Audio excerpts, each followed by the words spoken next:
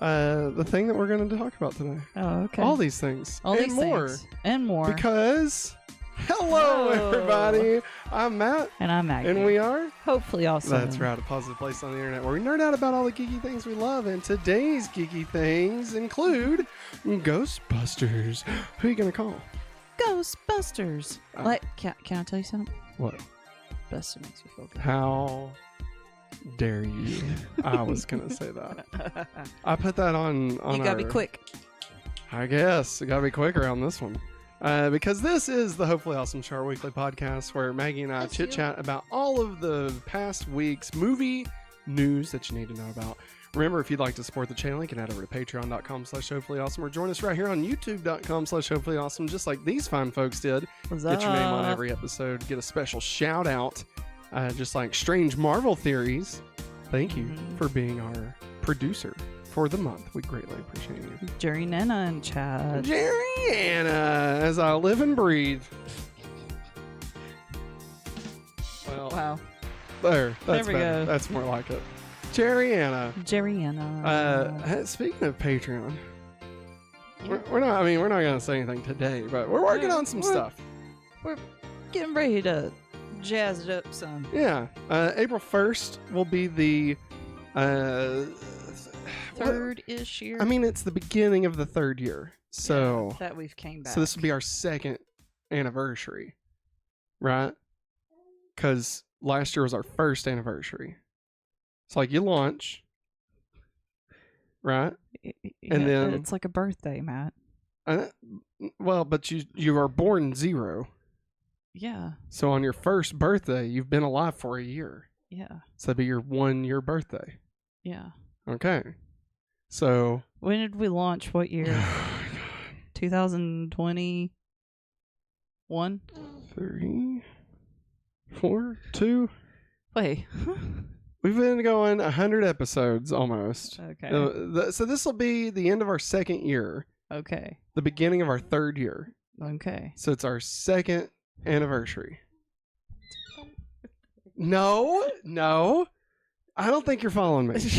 You're All not right? making any sense. We launched. We will go to the moon. We launched on April 1st, 2022. Okay. Okay. Yes, that's 2 years. All right. Okay. So we are beginning our third year. So it is our second year anniversary. Because you don't get the third year anniversary until you complete that whole circle. Yes. Right? That 365-day trip around the sun. I've been stuck with a baby and a toddler all day. Give me some slack, man. Listen, I get it, all right? You're Newman. You planned for the new millennium party on the year 2000, and it turns out there was no year 0, so the new millennium actually starts in 2001. I get it, Maggie, all right? And now you got all these chairs, and what are you going to do with all these chairs? What are you going to do with them? Chairs. Exactly. Nobody knows. They were cones. They were chairs. Did I make it wrong? No, that's not what I was expecting. I was expecting what it normally tastes like in the mornings. Oh, the chocolate? Yeah, I forgot that that's not it. You put me under pressure. You put a barista under pressure, man. Under pressure. Hey, speaking of stuff, check this out. This is what it looks like outside right now. Yeah. Isn't that creepy? I love it. For audio listeners, it's trees and the moon. Yeah, the trees are like a black silhouette onto the sky. Yeah, and it's a full moon hidden behind clouds. I was walking our dog Lucy before we started the show and saw this and was like, man, this is rad. Spooky. It's spooky. It's rad. It feels like it's October. And here we are talking about a ghost movie. And it's scary. Henry? It's him thinking this bit isn't going anywhere. I did. He's saying this bit's not going anywhere. So, Daddy, you need to move on. And you know what, Henry? You're absolutely right. His nose is cracking me up. It's time for the news. Good news, everyone. Hey, everybody. Welcome back. Maggie, you have an eyelash, right? No, this side. Well, I mean, it would be this one on you. There. You got it. It's called a mirror. No, wait, you don't got it. Here.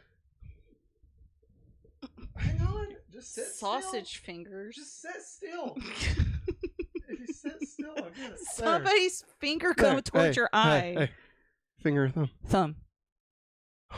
Oh, make your wish.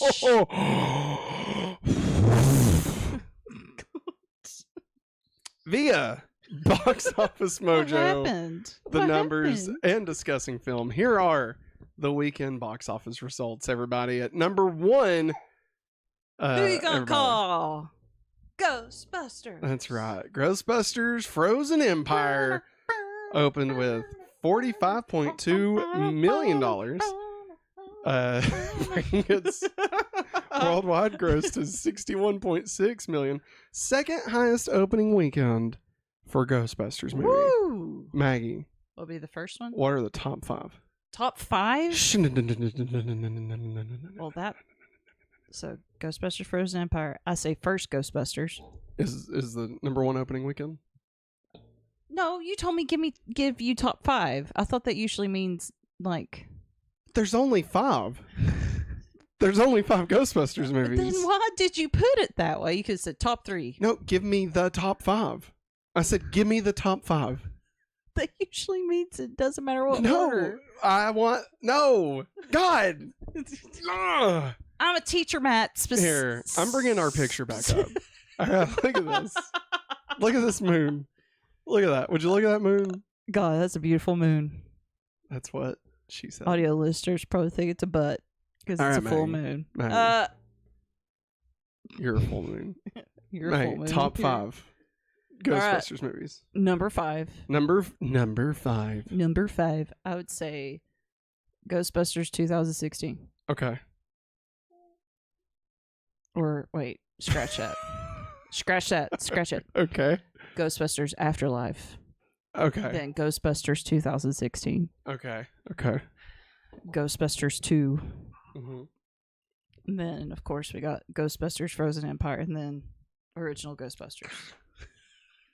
Did I not make it right? I don't know. I'm sorry. I do what I usually do whenever you have the jar.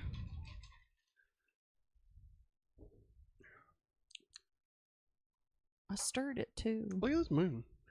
I stirred the. See, look at that moon. I stirred the coffee too. It's good. It's good. I just got to get used to it. All right. Listen, here's the problem. Maggie, you want to know the problem? What is it? I had the Reese animal crackers. All right.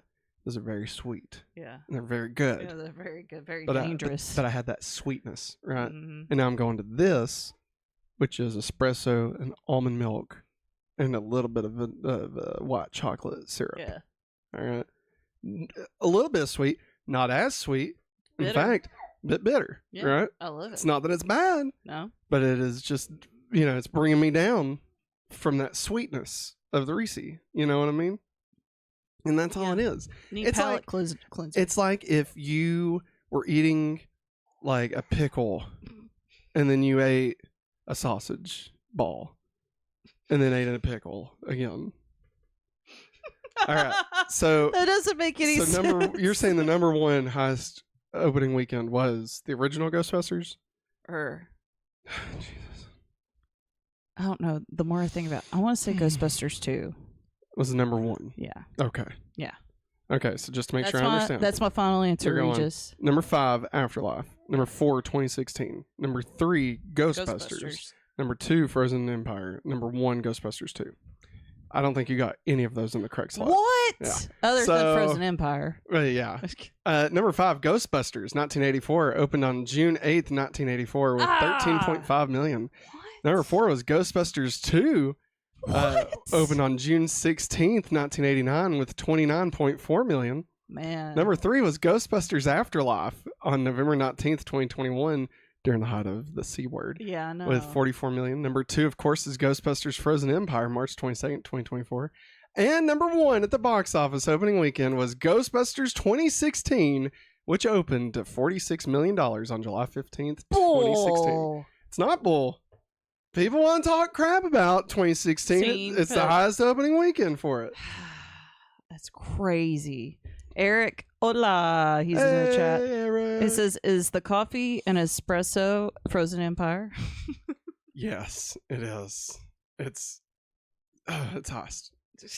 And it's not bitter. It's very bitter. But it's good. In a good way. I'm being fun. I'm playing up, Maggie. Quit playing it up. Look at this moon.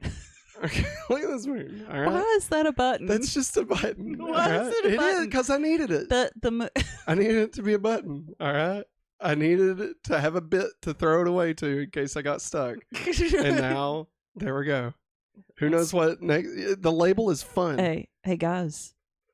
Guess we're in the Appalachian Mountains. It's all that crazy TikTok crap they talk about. If you hear your name being called, no, you didn't. Nope, no, you didn't. Hear somebody screaming? It's Maggie, Bobcat. Do you not like 2016 Ghostbusters?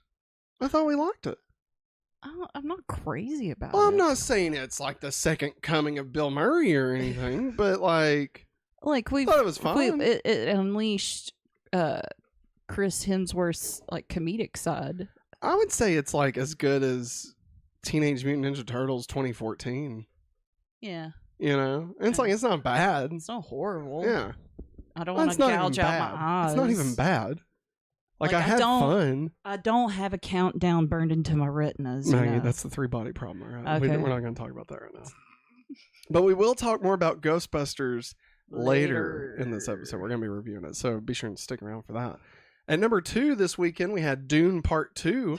With 17.6 million, bringing its domestic gross to 233.3 million, and its worldwide gross to 574.3 million. Keep going, Timmy Che. Dune has officially become a $1 billion franchise. Between both movies. Yeah. I mean, as a franchise, it has crossed $1 billion. Just have to throw that in, though, because some people might not. I said franchise. It's a franchise. If I had said this movie is $1 billion, that would earn a correction. But I said franchise. I'm sorry. I wonder if they take I'm into sorry account... I'm picking on you. I wonder if they take into account the 1984 Dune for the box office totals. I mean, that $1,200 is gonna come in handy, you know. I mean, they probably put all their budget into paying off Sting to be in it. So I mean, you're not wrong. It reminds me of Superman 4, which we're gonna talk about tomorrow. Oh God, it's awful. Number 3. Dropping from the number 1 slot is Kung Fu Panda 4 with 16.8 million, bringing its domestic gross to 133.2 million and its worldwide gross to 268 million buckaroos. Way to go. Kung Fu Panda has officially become a $2 billion franchise. Between all movies. God.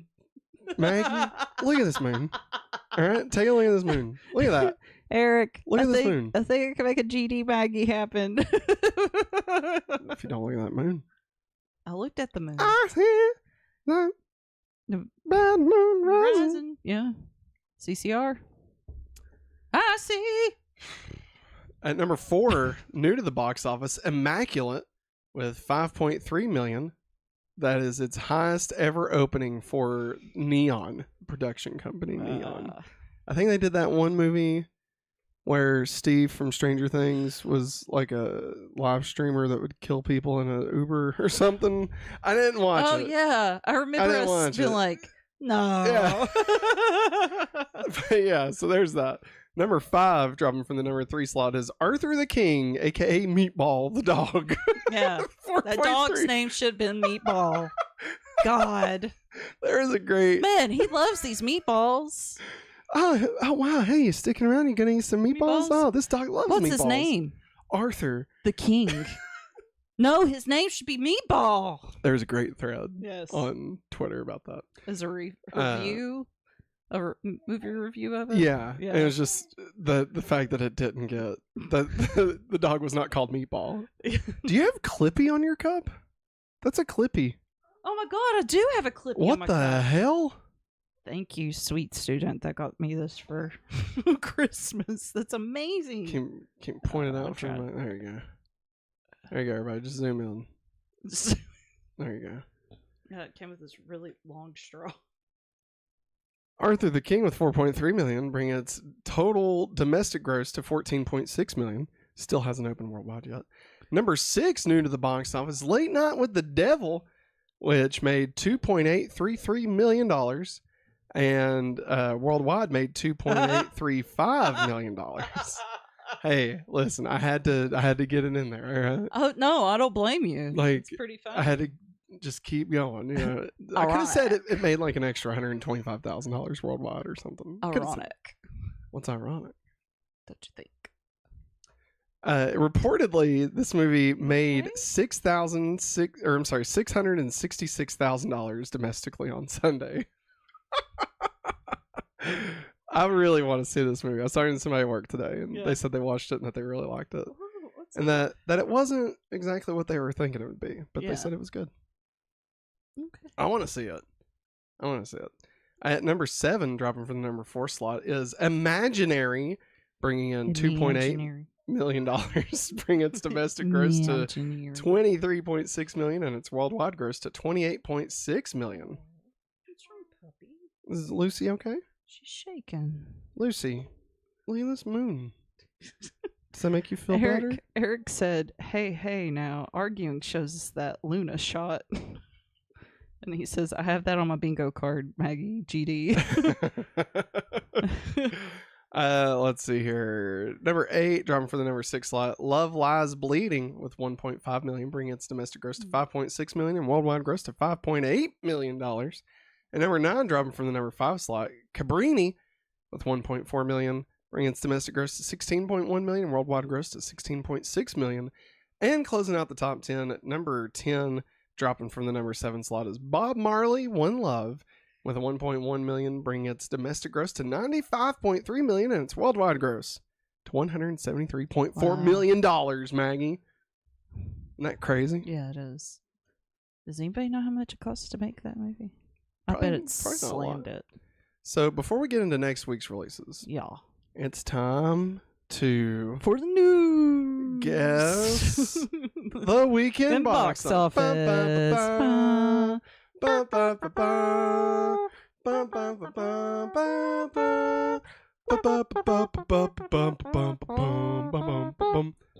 right. So remember, everybody, you get 1 point for each correct movie that you guess that is in the top 5. 1 point. You also will get an additional point if you get the movie in the correct slot. Just 1 point. So that means if we guessed Ghostbusters Frozen Empire, we would get 1 point for it being in the top 5 and 1 point for it being the number 1 pick. Yeah. For a total of 2 points. 2 points. Now, if you do that for all 5 movies, you can get an additional 5 points. 5 points. That means you have a grand total allotment of 15 points available to you each week. 15 points. What do you think the odds of anybody getting that is? 1 in 400 million. Well, we need to get a chat GPT or something to tell us that. All right, so just to remind everybody, the top 5 at the weekend box office was number 1, Ghostbusters Frozen Empire. Number 2, Dune Part 2. Number 3, Kung Fu Panda 4. Number 4, Immaculate. And number 5, Arthur the Meatball King. Meatball. So now let's bring up our picks from last week. Hold your breath. Wait. Did I do it? You did it. Holy crap, guys. I did it. You did it. You picked exactly right. Wow. Everybody, Maggie. Way to go. I'm the 1 in 400 million. Hey, I told you. Holy shnikes. You're the one for me. Oh. Sorry, finger slipped. So just holy to shnikes. tell everybody what we picked. I had my top 5 was Ghostbusters, Kung Fu Panda, Immaculate, Dune Part 2, and Meatball King. And Maggie had Ghostbusters, Dune Part 2, Kung Fu Panda 4, Immaculate, and Meatball King. And that means Meatball King. I had 25 points. Maggie had 21 points, which then brings our totals to... Look at that. All that green. Look at all that green. Oh, my God. So, Maggie got 15 points, bringing her total to 36. Blow it next week. No. And I got 1, 2, 3, 4, 5, 6, 7 points, bringing my total to 32 points. But it's still anybody's game. Yeah. But look at that, Maggie. Look at you. You Wow, killed it, man. I never thought I'd do that. You did it, and you did it Like, first. I was sitting there wherever I saw it, I was like, did I do it? Like, You when I did was it. running through it the first time, I was Yeah. like, did I do it? You did it. You did it first. You did it best. Call on me. Valerie! All right, now it's time for us to guess the weekend box office for next week. So next week's releases include Winning. It's supposed to be Winnie the Pooh Blood and Honey 2 in limited release. Limited. So if I had to guess, it probably means like a Fathom event or something. Yeah. I think Eric's actually going to watch it. Yeah. So Eric, we might have to have you report in and tell us if it's good or not. On the what was it? On the Eric on the ones and twos. on the ones. We was talking about doing a radio show over the weekend. Because I said I think that might be a traffic helicopter. Yeah, and we was saying that Jerriana would be the traffic. Traffic. Yeah, and we got Eric on the ones and twos. Yeah, it was funny. Anyway, we also have Godzilla X Kong. Yeah. Opening up next weekend. So, with that being said, here's a reminder of what the top 5 was this past week. So, Maggie, what do you think the top 5 next week will be? Valerie, call me Valerie. All right. Thank you, Eric. He says, I'm kicking butt and taking names at this game. Yeah, you are. All right. Chewing bubblegum and eating ass. All right. What's your picks? That's chewing ass and kicking bubblegum. No. Maggie. All right. Look at this moon. Oh my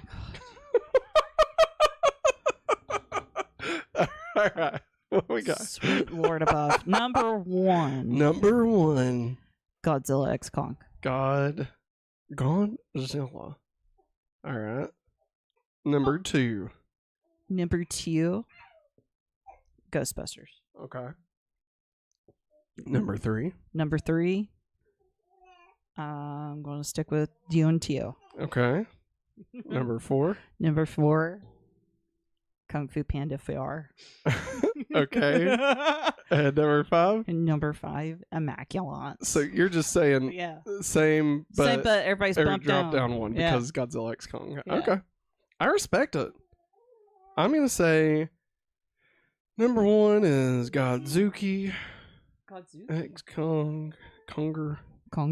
Conquer. I'm gonna say Ghostbusters is gonna stick it around in the number 2 slot, and then I'm gonna say Kung Fu Panda 4 is staying at number 3. Ooh. And What's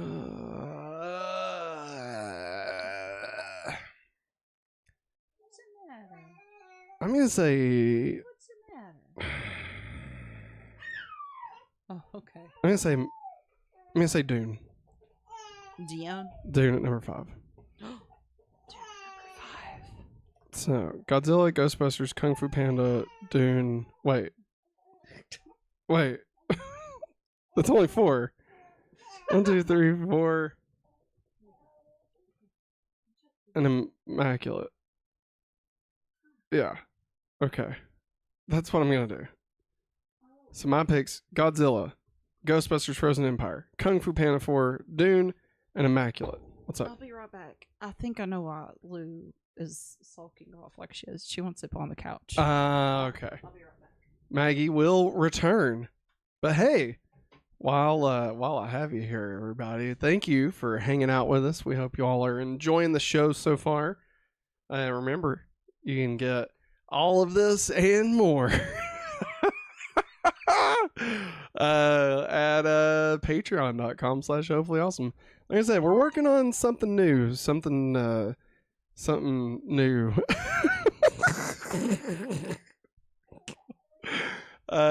This time, everybody, we're gonna get funky. All right.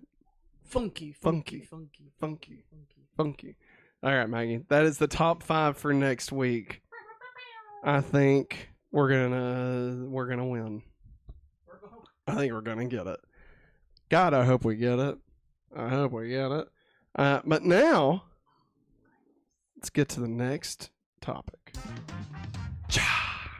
Ciao. Hey, Eric put in his guesses. Hey. He said number 1, Kongzilla. Yeah. Number 2, Ghostbusters 3.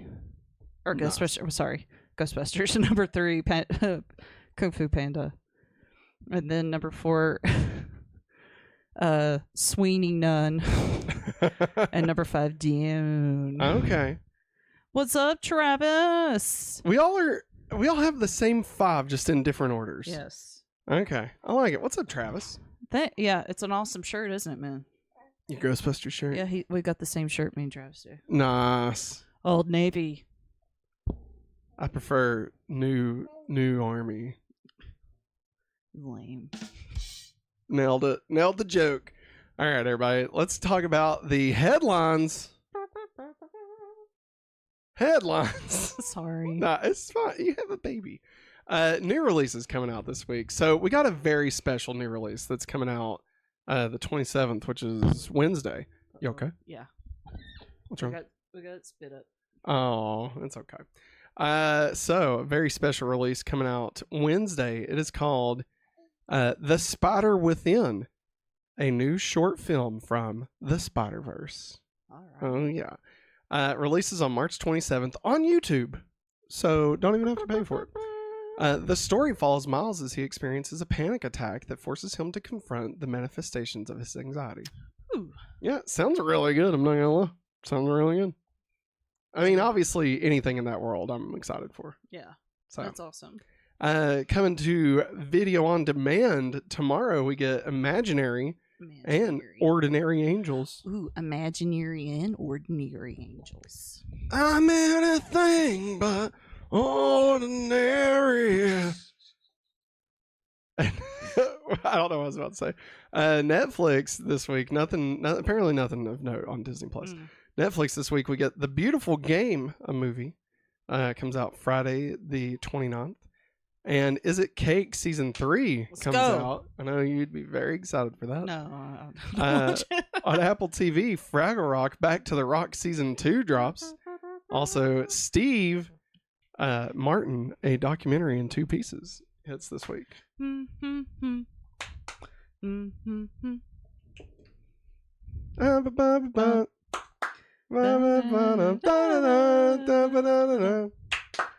at Fraggle Rock.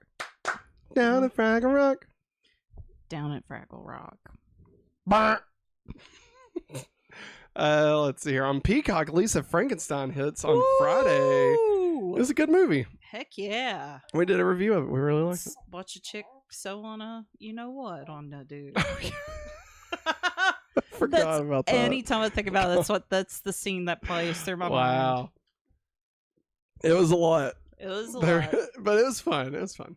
On MGM Plus, we got the boys.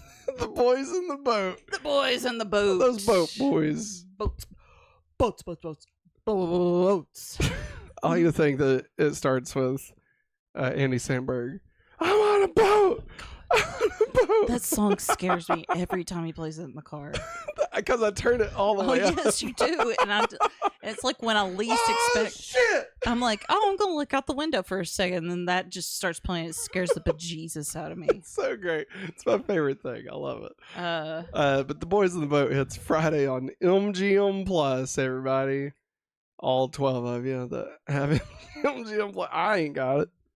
I don't have it. I don't even. I'll be honest. I don't know what you get with MGM Plus. Like, I don't know what you get with it. Aren't they with Amazon? Though? See, that's what I thought. But apparently, there's still a thing, like just on their own. Don't get on them. The lion. Do you want to do that again? Okay, good job. And then coming to physical release on Tuesday, tomorrow, March 26th. We got a few things of note here. So, Maggie, I put this on here because I don't know what it is, but I thought you might. It's called To Die For from 1995. Nicole Kidman. To Die For. I have no idea. Well, that's hitting 4K tomorrow. Primal Fear. Primal Fear 1996 comes in 4K. The Iron Claw hits 4K physical. Berserk, the complete 1997 TV series. Ooh. Pretty sure that's the anime. I couldn't find anything. Yeah, it is. It is Okay. Berserk. I couldn't find anything that specifically said it's an anime, but Yeah. like I'm assuming it's an anime. Because it looked wild to me. Yeah. Whenever I was looking at that, I was like, oh gosh. I know nothing about Berserk. All that I know is Wario 64 is always pushing it. Yep. Because apparently it's good, I guess. I don't know. Eric says nothing new on Disney Plus. Nothing new, Matt. Only the next episode on the best Marvel show ever produced in the past 2 decades. Yes, X-Men. I agree. X-Men 97. And we got some X-Men talk coming up. Don't worry about it. All right, but I agree. Travis, you don't need to watch the original in order to understand what's going on. And what? The X-Men 97. Yeah, nah, you don't. Bro, don't torture yourself. Like, if you wanted to, If you're a purist, no, Maggie. Let me finish my goddamn thought, Maggie. God damn it. He did it, Eric. No, I'm sorry. So there is a video here. Let me see if I can pull it up here. Eric Voss on New Rock Stars. So it's not technically like a recap, but it is. It does give you everything that you kind of need. Okay, I didn't know what you were doing. I thought you were laughing for a second. It kind of covers everything that you need to know. Not even that you need to know, but if you want to know. Yeah. So it is called X-Men Full Series Breakdown 1992 through 1997. Every episode, and it is 1 hour and 13 minutes long. I did watch this over a couple of nights while I was feeding Henry. And here, I will put this video in the chat for everybody. So here you go. So that is in the chat. Feel free to check that out if you'd like. But I found that to be a really good primer for going into the new series. There are a few things that I think it's gonna.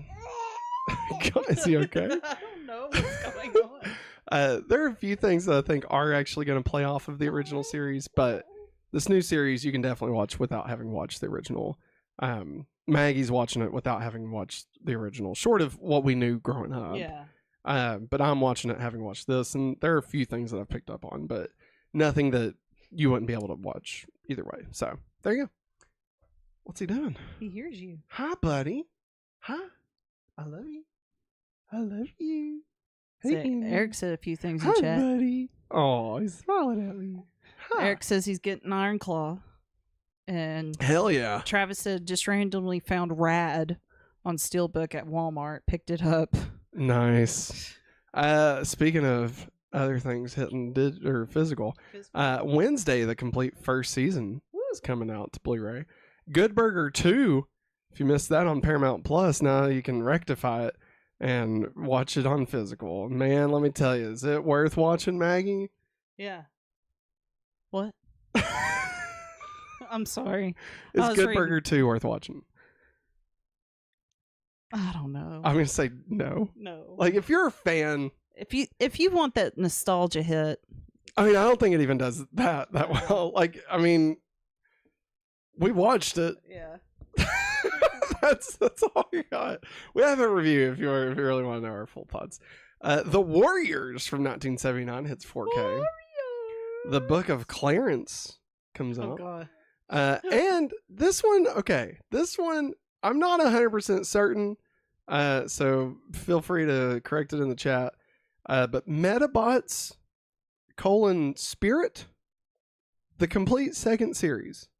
Now, I don't know a lot about Metabots, but I did watch, I guess, the first season when it came out on Fox Kids, around the time Digimon was playing. I thought it was really cool. And now, when I looked at the cover art for this looked like what I watched, but I watched, like, it was when it premiered. Yeah. So I don't know if they premiered with the second series. You know, like how things do that sometimes. So I don't know if it's what was playing on Fox Kids or if it's, like, the second season of that series. I don't know. But either way, that's hitting Blu-ray. So, Metabots. Okay. Metabee. Travis Mitchell said that he usually doesn't read manga or watch anime related things, but a friend at work told him to read Berserk, and he says it's nasty. Shit. And he also asked, was Metabots a CG robot show?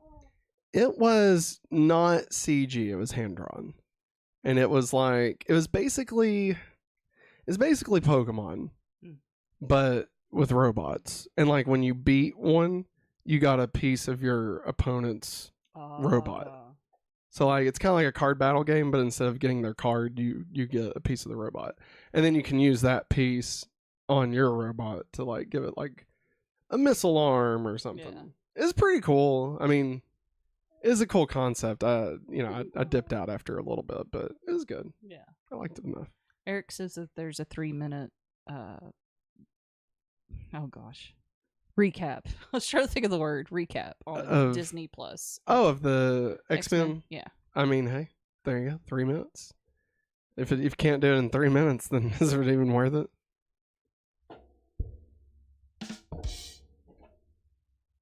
Like Mega Man. Like Mega Man. Erica. Yeah. Yes. Yeah. Yes. Just like Mega Man. Wow. Yeah, they definitely ripped that off, didn't they? And Travis said he had toys of them. Oh, that's rad. Yeah, there's the first, like the main guy was like yellow, and he's called Metabee. I don't know. It was fun. Like, I mean, again, yeah, it was fun. It was fun. I was more of a Digimon kid. And this one played during the season 3 of Digimon. So I think it was the Tamers. Metabee. Anyway, none of this. I'm moving on. So new trailers we got out this past week was Alien Romulus. Romulus. Remus and Romulus. Kablam. Comes out August 16th. Maggie, what'd you think of the Alien trailer? It looked pretty rad. Mm-hmm. I'm interested in it. I watched an Eric Voss breakdown today while I was on lunch. Yeah. And yeah. I mean, I was already sold. Here's the thing. I love Alien. Yeah. Prometheus is one of my favorite movies of all time. Yes, it is. And I know a lot of people don't like that movie, and that's fine. It's fine. It's fine. I just like that it's like, hey, who's God?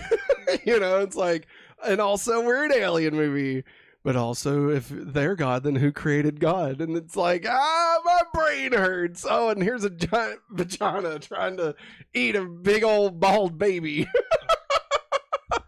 It's crazy. It's crazy. All right. So yeah, anyway, this trailer for Alien Romulus looks really good.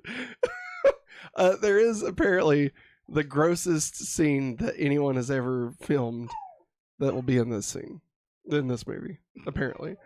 Like they said, it is something that is so horrific that they didn't know if they'd actually be able to get to put in the movie, but they are. So some people are theorizing.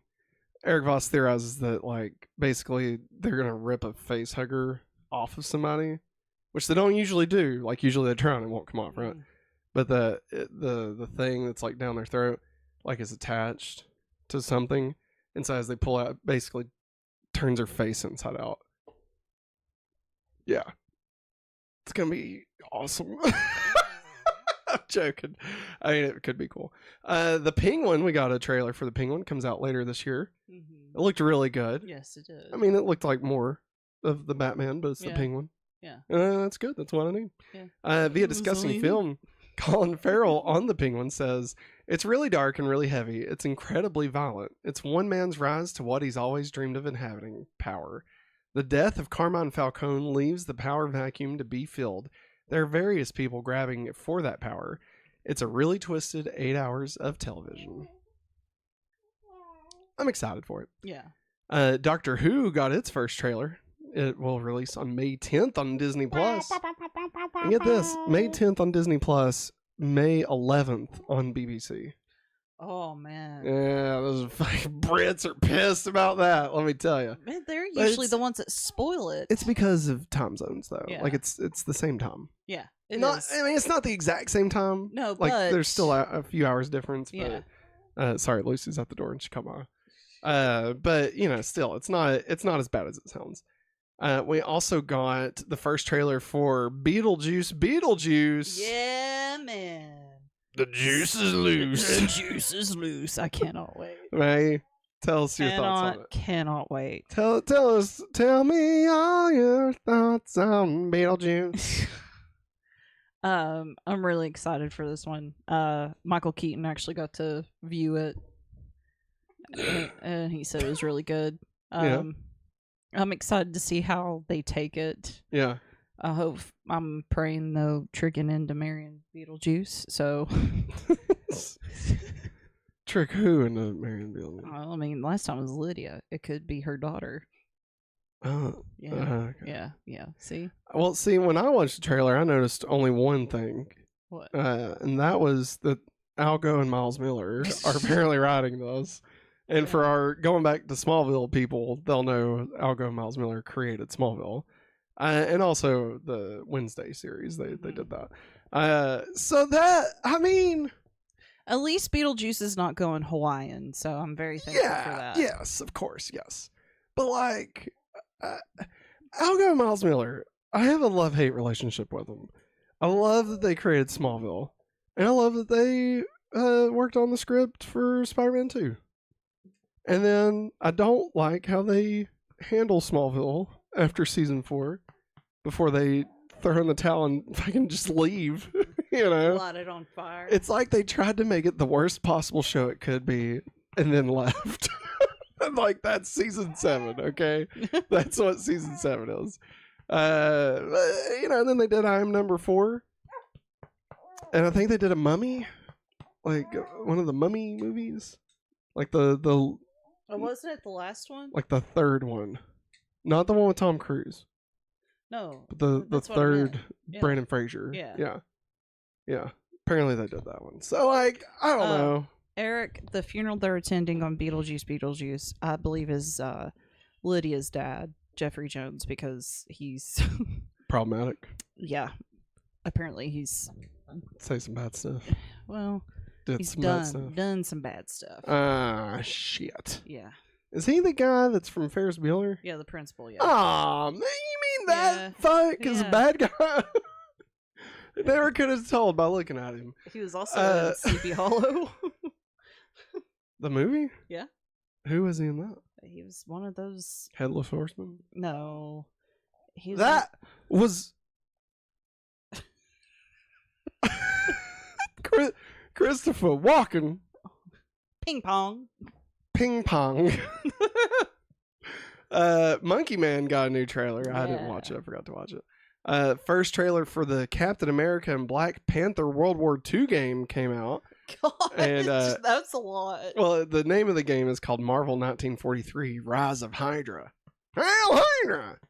And it releases next year. It's actually not a trailer. It's just like first game footage. Well, it's not even game footage. It's like the cutscenes and stuff. But it looks really good. They showed it off at like Epic had a big thing. So I don't know. Oh my God, Travis. I have the same feelings about The Office. Oh boy. Jeffrey Jones was also the villain of Howard the Duck. He said, "That's how I feel about the end of The Office season 8, making Andy a raging a-hole just so you don't like him." It's true. Yeah, they were buttholes for what they did to Andy. Yeah, they were. I loved him. Like, Andy was great all the way through going to get Aaron from Florida. Yeah. And then, like, as soon as he got back, he just tanked. Yeah. Like, and it sucks, man. Like, why? Why? And I love Ed Helms as an actor, too. And I was just like, why? And, like, if they were... anyway, we don't have to get into this right now. The Fall Guy got a new trailer. May 3rd is when that comes out. Harold and the Purple Crayon got a trailer. We have not watched it. I forgot. It meant for us to watch it, and then we didn't. But it comes out August 2nd. And it stars not a child, but a grown man. It's supposed to be a kid in the book. It's a children's book about a kid and a purple crayon. Zachary Levi? Yes. Yeah. Like, it doesn't make any sense. I don't even know what it is. And The Acolyte got its first trailer released. It opens on June 4th on Disney+. It received 51.3 million views in the first 24 hours, the most watched debut for any Star Wars series. Oh, wow. But at one point, it had more dislikes than it had likes. Like 166,000 dislikes versus like 150 likes. 150,000 likes. But people are stupid, you know. They're like, "Oh, fuck, Star Wars so woke. It's got woke. You know, it's like, fuck. So Chewbacca is a Jedi now. Who gives a shit? You know? Yeah. Tell me you don't want to see a Wookiee? What? People with long hair can't be Jedis? Have you even seen what Qui-Gon Jinn looks like? Hello. Have you even seen their braided rat tails? Have you even seen Star Wars? That's a Travis, not Travis, Eric. Apocalypse? Armageddon. Sorry. Eric says that we sound like Owen Wilson when we're going, why? Wow. Travis also says, I also liked Robert California at the start of the season, and they regressed him into an idiot. So you don't like him either, all to make you like Nellie. Then she gets put in the back seat. Yeah. They really didn't know what they were doing once Michael Scott left. No. They really didn't. And apparently Steve Carell would have stuck around. Yeah. But nobody offered him, No. like, to stay. No, And so they're like, okay. I mean, he definitely made the right choice. Yeah. I mean, for sure. And, like, what the fuck did they do with Jim and Pam? Yeah. Like, what the fuck was that? Yeah. How the fuck are they going to try and... No. No. True love. God. Ah, it made me so mad. Thank God they didn't. They were going to have Jim cheat on Pam. Yeah. Thank God they didn't do that. Which John Krasinski said he wouldn't do it. No. He's like, no, I'm not doing it. I will leave the show. Good for him. Even though I'm still mad at him for something. I don't remember what I'm mad at him for. I think it's because he released A Quiet Place in theaters. Like, A Quiet Place 2. In theaters. And he's like, I'm going to wait until we can all watch it together. And he's like, well, Psych. I mean, like, look, there's only like 100,000 open cases right now. Sure, let's go ahead and put it in theaters. I think that's fine. And he sold some good news, but that's fine. Whatever. Grow your stuff. New Rotten Tomatoes scores from the past week. So X-Men 97, as of the reporting of this, was at the highest rated TV series of 2024. Oh, Henry's asleep.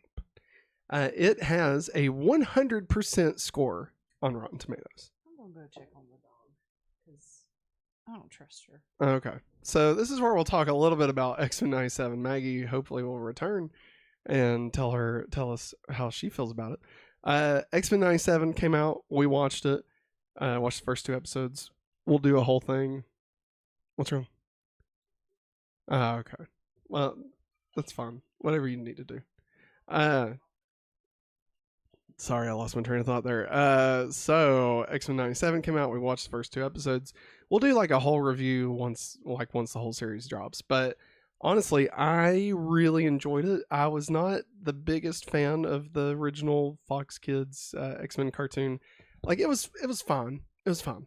And I mean, I appreciate it for what it was. It was just a little too old for me. Like at the time it came out, you know, I was still watching like Eek the Cat and Bobby's World, and so like, you know, I didn't really understand like more not even adult, but just more grown up cartoons. Like I didn't get it.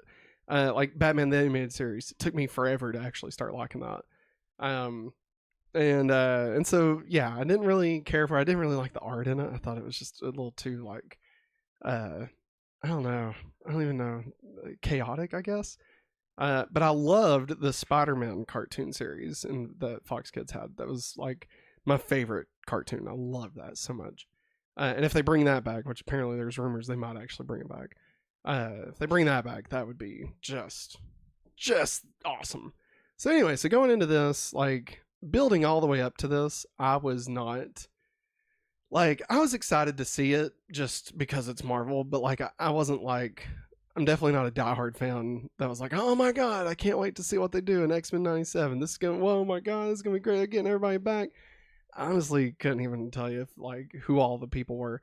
I can tell you now because I watched the stuff that breaks it all down. But anyway, so we started watching it, and like, I'll be honest, immediately I was blown away. Like the art style in this, it looks like a freaking movie. Like not even like a live action movie, obviously.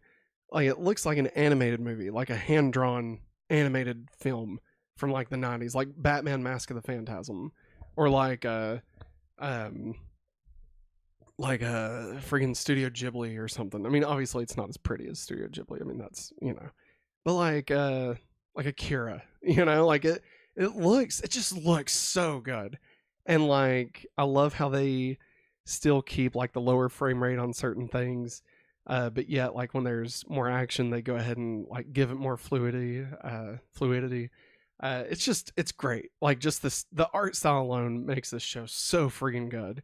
And then like every character is great. Every the storyline that they show, the stories that they're telling, I cannot wait to see what happens in episode 3. I've actually accidentally been spoiled on how the episode 2 cliffhanger is resolved in the next one. It's hard to say it's a spoiler because they're doing a storyline that happened in the 90s, so like it's a spoiler to me, but like it'd be like if they made a movie about Jesus and was like, oh, he dies, and it's like, oh, I've been spoiled on it. Like, I mean, if you read the book, so yeah, that's my thoughts on X-Men 97. Definitely think it's worth checking out. Even if you're not an X-Men fan, like I said, there's that video from Eric Foster you can watch. Eric said there's that 3-minute video if you'd like to. But I think this show does a great enough job of like explaining things as you go. They have some audience surrogates for you so that you can kind of put yourself in the shoes of certain people to be able to get all the exposition you need to understand the world that you're in. So it's definitely highly recommended so far. Really enjoyed it. Everything okay? And now Maggie is walking back into the room, and she will tell us what she thought of X-Men 97 when we watched it this past week. Maggie, what did you think of X-Men 97? Sorry. Sorry guys, I'm out of breath. Okay. I remember waking up on Saturday mornings and watching X-Men, but like I didn't get to watch it in its entirety when I was a kid because it's usually out of order or whatever. Yeah. I was a bigger fan of the Spider-Man show, which I heard you say. But X-Men always had my attention when it was on because I always wanted to see an episode Jubilee in it because I always thought she had cool powers and an awesome outfit. And that led whenever the movie came out, the first one. Yeah. The rough movie. What, X-Men 97? Yeah. Or not? No. 97. The Bryan Singer? Yeah. I mean, it's not bad, but still yet, I mean. It was groundbreaking at the time, Maggie. I know. Like it was like the first one to treat like this stuff like it's legit. Yeah. Yeah. I mean, I guess Blade, yeah. But seeing those characters come to life and never thinking that I'd ever see a 90s cartoon come back. Yeah. And seeing it. Well, I mean, why would they? When you can just rebuild it. Well, didn't we watch it? What, Sunday morning or Saturday? What, the X-Men? Or Friday? I can't remember. Friday. Yeah, like we sat on a couch, had bowls of cereal, and I was like, God, I feel like a kid again. Like I love it. So good. Because one of my brothers used to sit and watch it with me, and also Spider-Man. So that made me feel good. But watching it, I didn't feel lost. No. I mean, was, it's the X-Men. If you know, like, if you just know the general basis of X-Men, like, you're fine. Yeah. You're gonna be fine. Yeah. I'm glad that I learned about Morph. Because of Morph. Was it because of Kinda Funny? Yeah, Nick Scarpino. Yes. Morph. This one's for you, Morph. Yeah, I love the new intro. Yeah. How they did it. Oh, it's so all good. The animation looks amazing. Yeah, it does. God. No spoilers. Yeah. But I know there was an event that you didn't that made you sad. Yeah.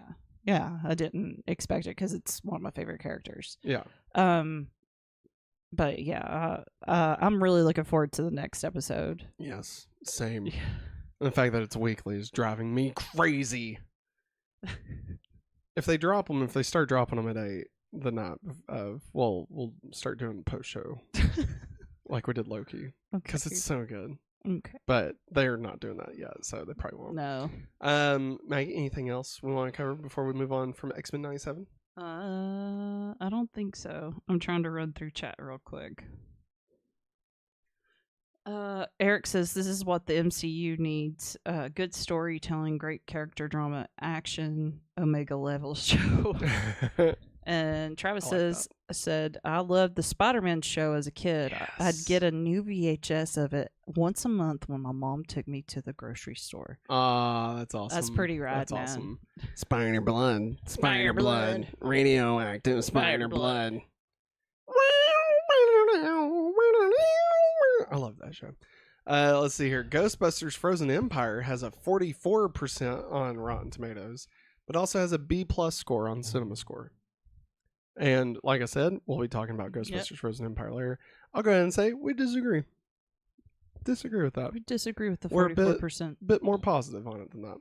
More positive than be positive. Oh. Also, A24's Civil War, which opens next month, has a 90% with 29 reviews. Yeah. Very excited to watch that movie. That'll be interesting. Yeah. I can't wait. Kirsten Dunst with her husband in a movie. Yeah. And like, who's Nick Offerman's the president? Yeah, it's gonna be great.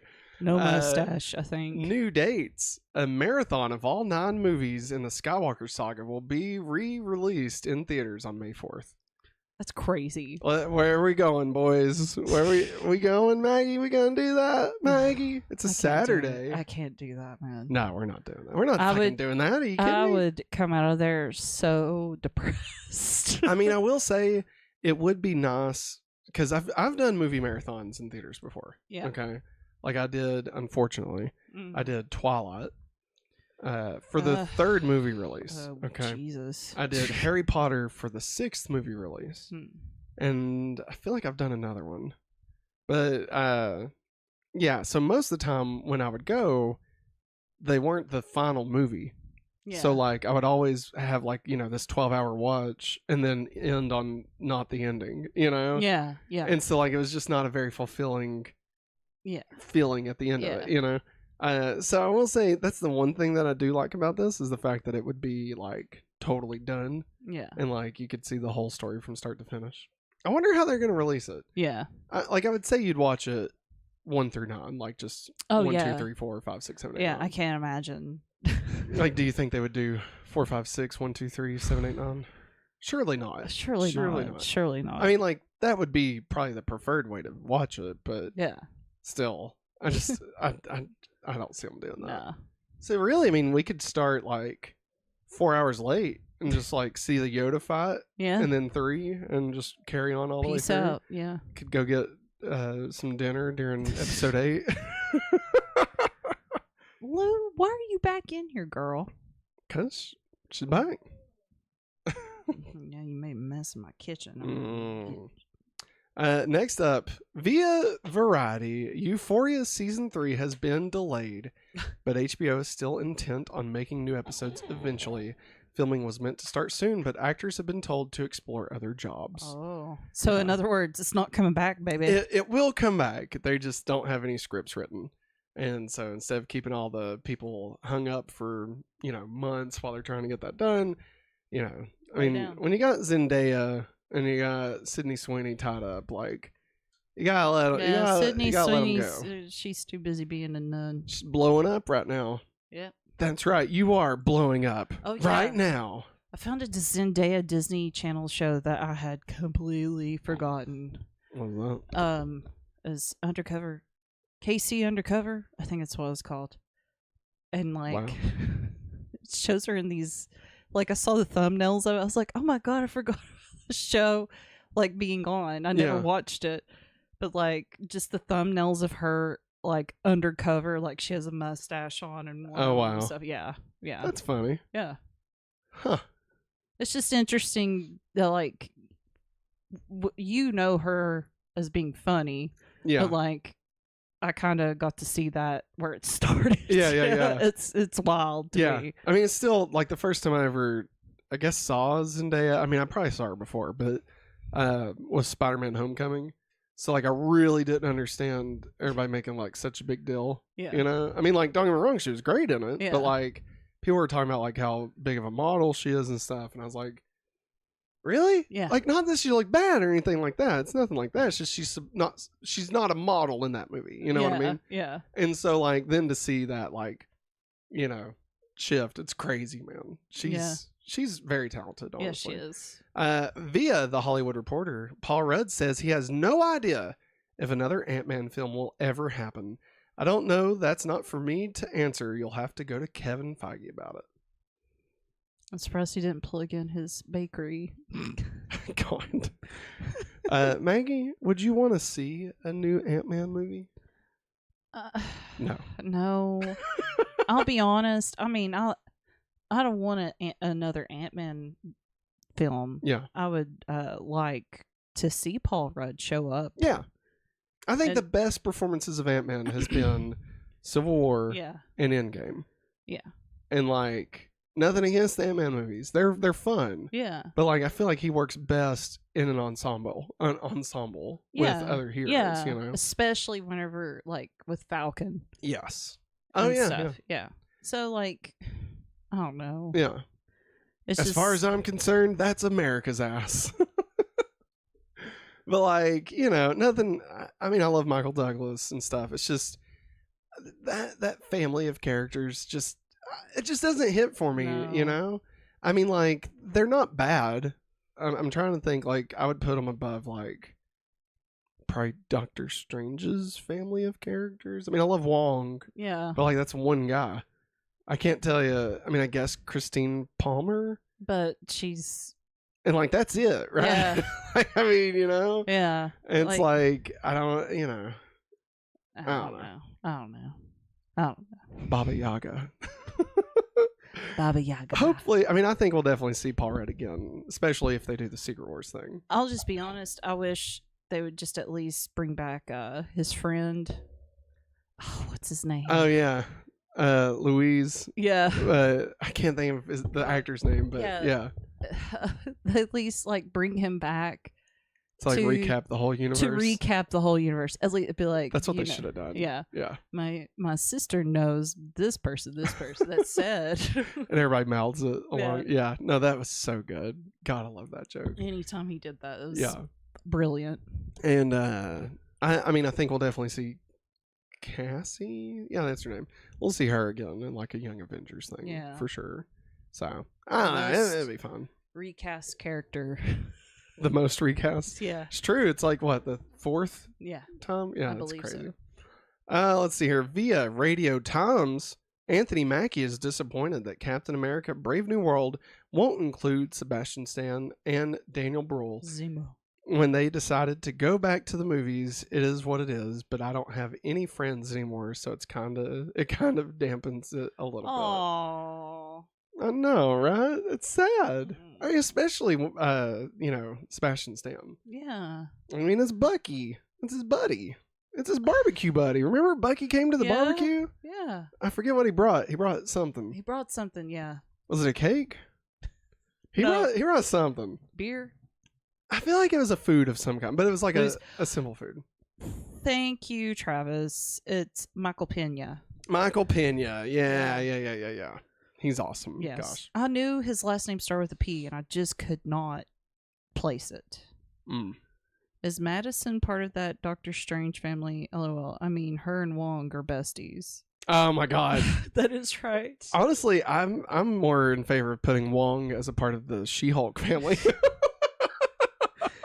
That is true. I love that. There's Madison. an I, but not where you think it is. She was the best part of that. Yes, she was. Like, we need her and Michael Pena to do a recap. Oh, Lord.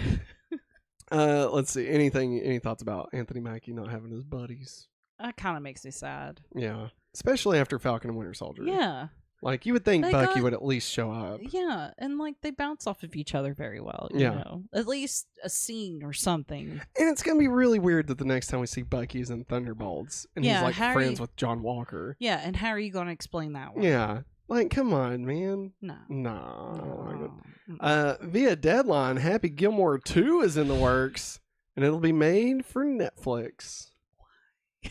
Maggie, why not? Is the real question. Oh God, does Happy have children? Oh man. I mean, think about it. He had what's her name? He doesn't have his grandma anymore. Well, he has what's her name from Modern Family. Yeah. Like she was in Hubie Halloween with him. Christopher McDonald, he could still come back. Shooter. Come on, Shooter. I thought we were gonna be best friends. You jackass. I thought we was going to Red Lobster. That's the dad from Freaks and Geeks. Yes, it is.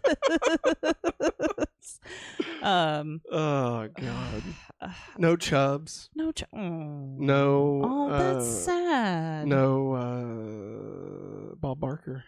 No. Like, what's the point? What is the point? What's the point, Adam Sandler? I know you've got like pretty much a monopoly going on with Netflix, and you hire your family members to work. I don't blame him. I mean, I don't blame him either. But like, what's the point of this one, man? Give us, instead of this crap, give us a sequel to The Wedding Singer. Yeah. You know? Drew Barrymore be more than glad to go back. Set in 1986. There you go.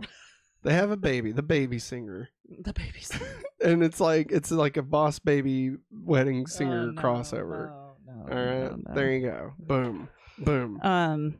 It'll be really tough not to have Chubbs and Happy Gilmore, even though he's an angel in it. It's true. God, they better not like CGI Chubbs. They will. I just don't think. We'll probably end up watching it. Oh, Travis said, we'll see. Eric, he said to Eric, I'd say Thor has the most annoying ensemble of characters. Not. Well, which one? Well, are you talking about like the first Thor with all the other warriors, or are you talking about? I'd agree if we're talking about that one. As of late, because as of late it would be the rock guy. I can't think of his name. Korg and Valkyrie. Best. Yeah, and the bug. I can't think of his name. He's dead. It's like, oh no, he's just sleeping. He's just sleeping. He's back. That's a rock paper scissors joke for you. God. Go away, Ghost. Piss off, Ghost. Piss off, Ghost. So good. Taika Waititi as Korg is probably like forever my favorite. Honestly, Thor Ragnarok probably has the best ensemble cast, like family cast. Now, I wouldn't necessarily call like Guardians of the Galaxy. Thank you, Travis. Meek, yes. Meek. Like Meek. I think he's dead. I wouldn't necessarily call like Guardians of the Galaxy a family cast, even though like because they all are supposed to be the main character. Yeah. Right. The main character is the Guardians of the Galaxy. Yeah. Right. Whereas like Thor is the main character and this is the people that support it. Right. Yeah. Like Avengers, I wouldn't say any one of them is the main character. It's the Avengers. I was just thinking about wherever and is it Endgame where they go get Thor and they're playing Fortnite. Oh yeah. Yeah, that's good. Yes. That's good stuff. Travis says Happy, his hobo caddy, Shooter, and that jackass guy, and he can just be beating up Ben Stiller the whole time for abusing old people. You think we get Ben Stiller back? Stills? I know he's been doing like a lot of not charity work, but like kind of working with different countries and stuff for kids and stuff. So I know he's been busy. Can I say I'm gonna give Adam Sandler $1 billion idea. Uh-oh. All right. Adam Sandler, listen up. Uh-oh. And you can do this Netflix. one of two ways. You can do this one of two ways, all right? You need to do the Happy Madison crossover movie. All right, where you bring all your characters in. Now, if you want to do it as all the Adam Sandler characters. Sure. Like Happy, Billy. Deedsy, Daddy, the wedding, Robbie. Matt, they're basically all the same. I know people. Listen, if you want to pull all of them together, fine. Or I think the better option would be to get like probably. I mean, if you're wanting to do Happy, then bring Happy back. Who cares? And like Joe Dirt. All right, you could get I mean, we don't want Rob Schneider in this, so I'm not going to say Rob Schneider. But he'll probably put him in there, I think. You get John Turturro back as the butler. The butler. Which also, he was the bad guy in Don't Mess with the Zohan. You could get Jon Stewart back as the actual dad from Big Daddy. Oh, yeah. That's Jon Stewart. Wow. Yeah.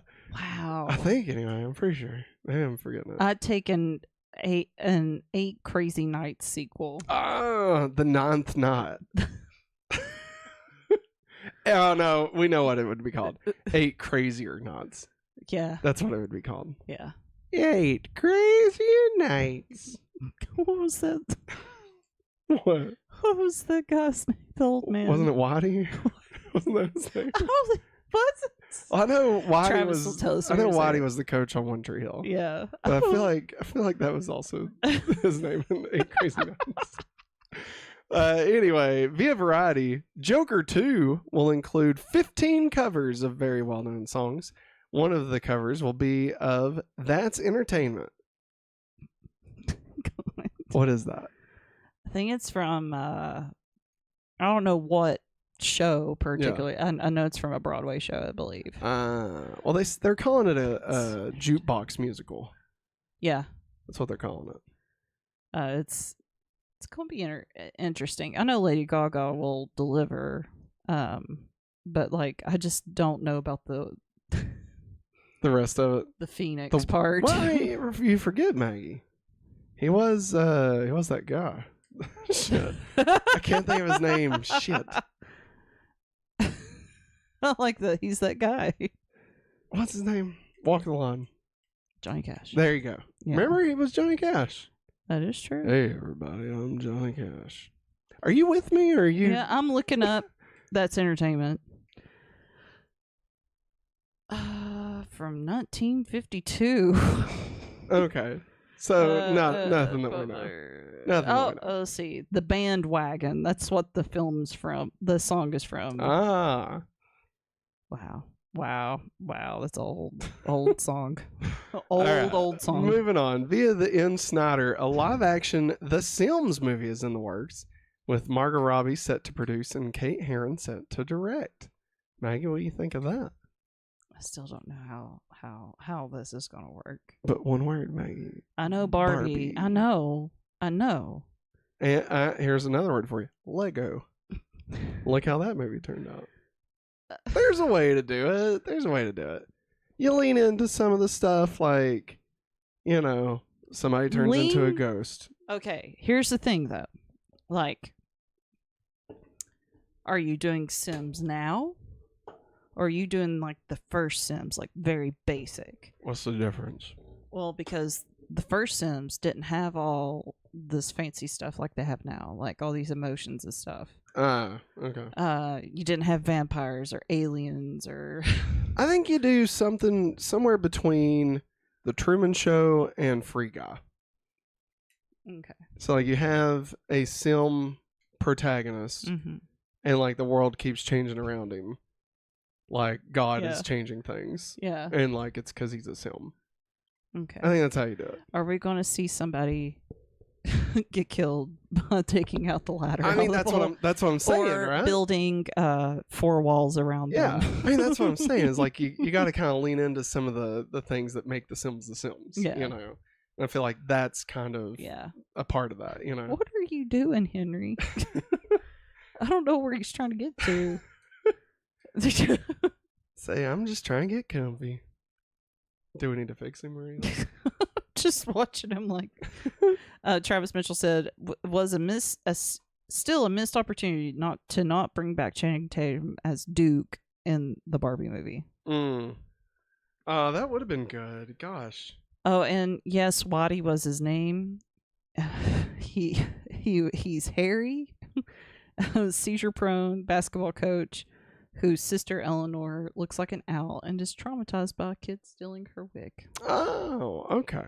Yeah, I don't really remember that much about the movie. Yeah. I think I watched it all of once. Yeah. So, I mean, it was fun. Yeah. I mean, if they did a new one, it'd be nice to just see, like, 2D art again, being done as a movie and stuff. Yeah. Let's see. Anything else about The Sims? Nope. Via Variety, a new live-action The Neverending Story movie is in the works. Because Maggie, you forget it's the never-ending story. So there's got to be another one. There's always got to be another one. If they make it better. I mean, in what way? Like, I don't know. Because I feel like if you make it of any quality, it no longer captures the essence of the never-ending story, which is just garbage, right? Like, I mean, it's got to look like what was that Muppet? Dark Crystal, like the Netflix one. It's got to look like that. No, I mean, it still looks bad. It still looks bad. You film it all on the volume. You get the Does Netflix have a volume? I mean, they could borrow it. You get the son of Atreyu. Is it for Netflix? It's not for Netflix. Oh, I thought you said Netflix. My bad. I'm so sorry. It's okay. I'm so sorry. My brain is like broke right now, No worries. and I apologize. I mean, we was talking a lot about Adam Sandler, and that's very focused on Netflix. Yeah. I mean, I personally don't really like the Neverending Story movies. They freaked me out as a kid, and like I feel like the bad guy in the second one was like way too sexy for like a 5-year-old to be watching. It's usually the way it went for us back then. It's weird. It's weird. Travis said, "No pervert dragon asking kids to scratch behind his ear." Scratching behind my ear. Yeah. Oh, I'm going down. Remember when Peter flew on him? Hey, I'm also taking a crap. Stupid. I hate that movie. I don't even understand. Why'd you put this on her? How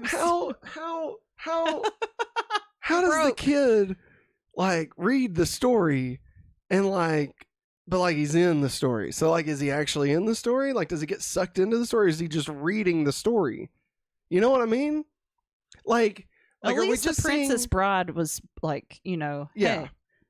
hey, grandfather's it's imagination. We can, But he's actually Sebastian. Isn't his name Sebastian? I think so. Isn't he? Sebastian. He's actually in the story though, right? Yeah, I think so. But does he get sucked into it, or is he just reading? I thought he was just reading. But he's in it. I don't know. Making choices. I feel Maybe it's one of those books where you had to flip to the choice you made. No, they weren't that smart. I feel like the logic is not sound for Neverending Story franchise. Eric singing the Neverending Story in chat. That's why. That's why. Just it's because that song. Freaking Stranger Things. God, Dusty. What are you doing? Dusty Buns. Dusty Buns. Why'd you have to do that? What's wrong? Something from Walmart Oh. popped up. It's like, hey, your order's been delayed, and I don't even Matt know what it's thought I can't say the bad guy's name was hot. The rock guy on the tricycle was more risque than her.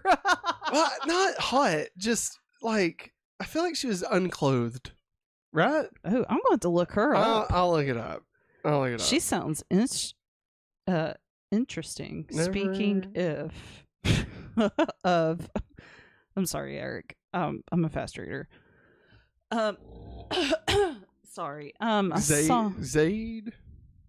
I feel like Travis said I could see more of a Fat Albert route where the Sims are teleported to the real world and realize how hard building a house actually is. God. As much as that sounds really funny to me, I really hope they don't do that. I mean, that's. Ooh, she looks fierce. She looks fierce. Her dress is pretty. This could easily you change out the Neverending Story 2 logo to Species 5, and it fits right in. All right, Species 5. It fits perfectly in. That's what she said. Bum bum. Oh. Hey Maggie, hey real Matt. quick. Hey Matt. Look at this moon. That's a beautiful moon. Beautiful All moon. right. Via Screen Rant. No spoilers, everybody. No spoilers. For the love of God. No Smallville spoilers. Michael Rosenbaum says they're going to pitch an animated Smallville sequel series to DC when it's the right time. The whole cast would voice their characters from the show, and we have a concept of what the show is. So did he say who's a part of this pitch? Is it? I think it's him and Tom. Oh, okay. Yeah, that's cool. Which they've mentioned this prior to James Gunn taking over. Oh, okay. I thought you had said that something like that before. And like I want to say before, like, and see, here's where it gets confusing. I feel like there was talks of doing a Smallville sequel series based off of the season 11 comic series. And like they would have just like animated those stories. Yeah. But I think that was around the time of like the Buffy. I mean, it wouldn't have been around the time because Buffy's didn't happen for a long time. But like it was around the time motion comics were really taking off. And they were like, hey, we could just do this. Lazily animate this and make money, you know? Mm. Season 8 of Buffy on Blu-ray. And it's like, well, it sucks though. Yeah. And so this being Michael Rosenbaum and Tom Welling's pitch, like I feel like it's not tied to the comic books anymore, which I'm fine with. Yeah. Like if they have their own take on what, you know, the sequel of Smallville would look like. Like I'm fine with that. Yeah. You know, like that's fine. But like cool. I mean, I'm a big fan of season 11, the comics. Yeah. So I mean, I would prefer it stick to that, but at the same time, I don't care. Like it'd be cool to see whatever they'd want to do, you know. Yeah. Yeah. That's it. That's all my thoughts. I mean, they're not even pitching it yet. They have an idea, you know? I mean, this is going to be like 40 years before we get there. Yeah. And like, it's kind of hard to get excited for an animated sequel series to Smallville. Like, I really just want to see the people. But like, I understand that why they're not doing it live action. Obviously, it's 20 years later. Yeah. Like, it wouldn't be good now. I'll look at it this way. We got Scott Pilgrim, which I know is roughly like basically the same story, but kind of the movie. Yeah. But we got the animated one. Yeah. And like, you know, it was so great to hear everybody's voices of the same characters again. So I mean, I'll look at it that way. Yeah. Like it'll be good. Yeah. I mean, I'm gonna watch it, obviously. It'll be interesting, and especially it'll be good to have this conversation once you've actually finished the series. Yeah. Like then we can have like a more in-depth conversation. By then it'll be out. See, that's what's gonna suck. If we have to start powering through this. I mean, we've still got like 2 years of Smallville to watch. So like they haven't even pitched it yet. So I think we're okay. Because by the time they pitch it, even if they pitched it soon, and it gets approved, and then they animate it, I mean, they still have to script it and animate it. And I feel like we're at least board to animate it. I feel like at the soonest would be 2026, at the absolute soonest.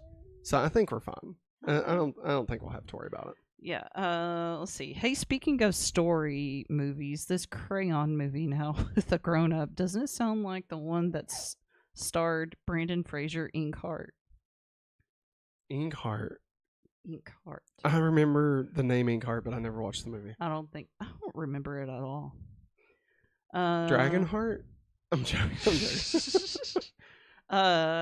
Bastion picks up the book because of the tile. His mother said they're all part of the Neverending story before she died.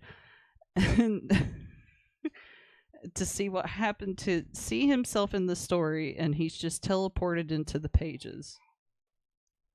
So that's what happens? So he goes into the book? That's what Travis says. So he's not just reading the book, he's actually in the book. I know he has to sacrifice memories to like the lady weird. Or something. Yeah. It's weird. I don't know. That's weird. And I had legit like a spinoff about Pete from Smallville, even if it's just a sitcom. Oh my god. That's from Travis. I want to see a spinoff of Pete from Smallville, but it's either he is a part of the Fast and Furious universe, as Pete the Boss Ross, or it's about him running an IHOP. Either way, IHOP. Either way, I'm happy. Travis has one more bit of trivia for us. To tie in DC, John Wesley Shipp from The Flash played Bastion's dad in Neverending Story 2. Ah, fuck, that's right. And he was Dawson's dad, too. Huh. Yeah. I didn't know that. Yeah. I think I'll go to Dawson. Change the diaper. All right. Well, I'll go ahead and tell the next story here. Okay. Via L? E-L-L-E? Yeah, L. Okay. Nicole Kidman says she'll do whatever it takes to save cinema with her AMC ads. We have to have some more ideas for the next one. We've already seen two of the three. Yeah. Wear a disco ball suit, lady, and show yourself watching your own movies. What the hell are you talking about? Like her suit. Like, you know how it's shiny? Oh, okay. It needs to be a disco ball. Then Like, just go full on around. disco ball. Yeah. Rock and roll, badass. And, like, Vegas show ball, herself swing watching Moulin Rouge in shiny Australia. disco ball. That would be really funny. Yeah, it would be. Actually, get Ewan McGregor. Yeah. Do one together. Yeah. Sing. That's entertainment. No, we've seen the new ones. I mean, they're basically the same. They just changed the movies. There's Henry. Hey, Henry. Hey, look at this moon. All right. Let's see here. Lastly, Via Variety is a live-action Popeye movie is in the works, everybody. Can we just let some of this shit die already? Like, come on. I know studios are like dying for IP and like they feel like they need IP more than they need the blood in their veins, right? Like, I get it.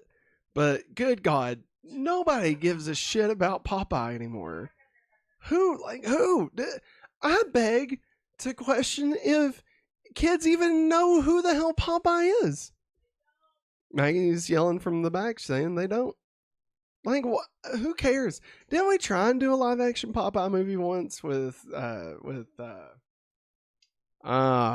Williams? Like, it sucked, right? Like, I remember being like 3 and thinking this movie blows. Right? At 3, I was like, this is stupid. I don't want to watch this. And like, I don't know. Like, didn't we say all we needed to say with these types of characters? You know, when we had Billy Zane as the Phantom, wasn't that enough? Like, do we really need to do more? Come on. God. What? Dudley Do-Right, Maggie says. Yeah. Was Dudley Do-Right a comic strip? Oh, well, there you go. No, I remember that. I just didn't remember if he was a comic strip before the movie. Yeah, but Popeye was a comic strip.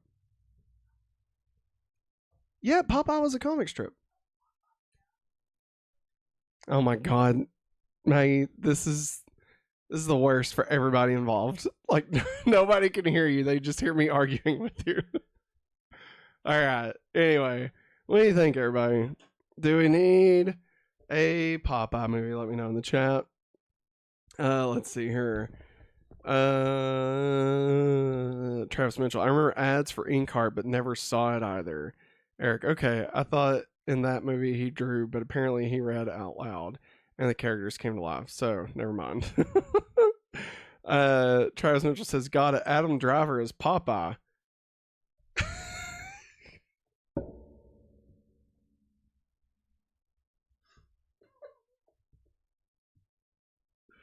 God damn it.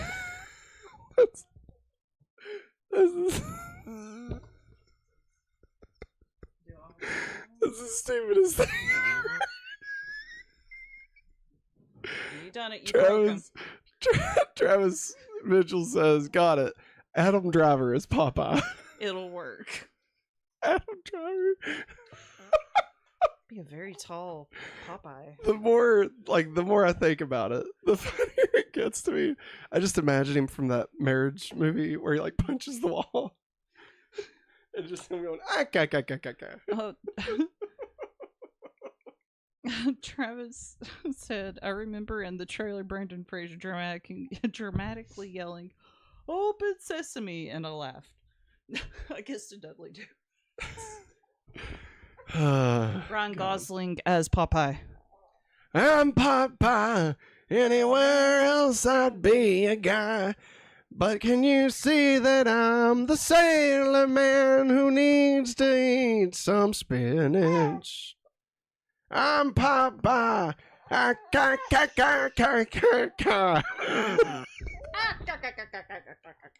on. I feel like I deserve a lot of props for that. Come on. That was an amazing ending. I eats me spinach. Come on. I said, I'm Popeye. Come on. Come on. Henry Come doesn't on. like it. Henry loves it. He's crying because he wishes that more would happen. He could be Popeye.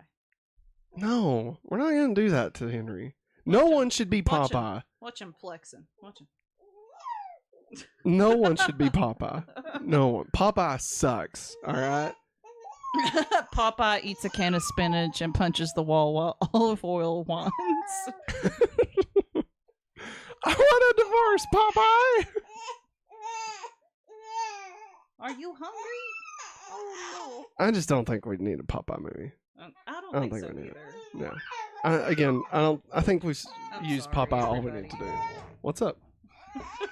I've had to get up and leave so many times. Where are you going? I've got to go get a bottle. Gotcha. He's hungry. Well, I will go ahead and say that coming up next, we will be talking about Ghostbusters Frozen Empire, everybody.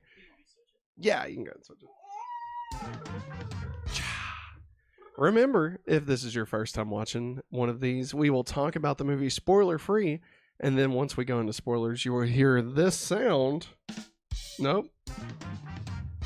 And there'll be a banner that says spoilers, where we will talk about spoilers for a few minutes, and then we will come back, and the spoiler tag will be gone. So, there you go.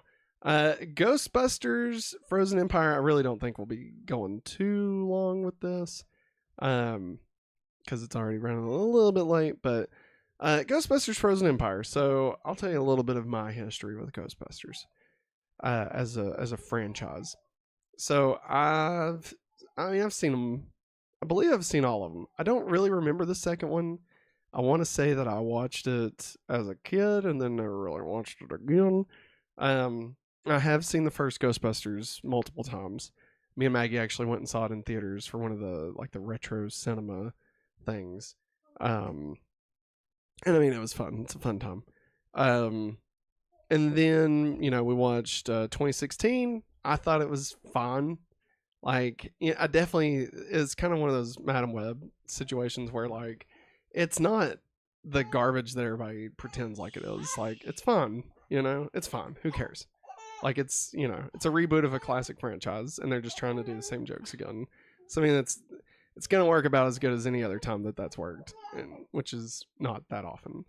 But, I mean, the cast was great. I mean, they're comedic geniuses in their own right, And then all that being said, I really enjoyed Ghostbusters Afterlife up to this movie, which, I'm not saying that it's no longer, but Afterlife was my favorite Ghostbusters movie. I just really enjoyed the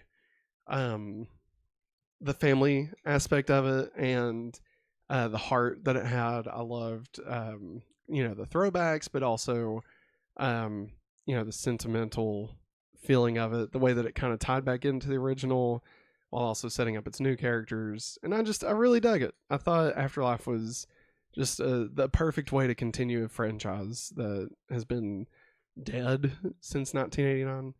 I thought they knocked it out of the park. And especially watching some of the behind the scenes stuff from Afterlife, definitely made this old heart grow 3 times. 3 times larger? 3 times larger. I had to see a doctor about it. It was a sad thing. But all that being said, so we went into this movie, and I'll be honest, I was kind of a little concerned before going into it. Not that it looked bad, but just that it looked a little too Marvel-y, Yeah. Like, just like, oh, there's this big world-ending threat. And, like, we got to get the whole team back. We're doing the Avengers, but it's Ghostbusters. And, like, to me, I feel like Ghostbusters doesn't have to be a world-ending threat, even though I guess technically it does every time. Yeah, like, technically that is the case. Or New York City's just going to be blown off the map. Yeah. Anyway, I mean. But this just felt like, like I don't know, an Ultron level villain, like just from the trailers and stuff. But I'm happy to say that in the movie itself, it doesn't feel as gigantic of a story as what the trailers make you think. Like, I was afraid it was going to be like like a Michael Bay Transformers movie. Yeah. You know, Yeah. where it's just like a bunch of action. They're turning these, you know, they're really losing the aspect of what makes Ghostbusters, you know.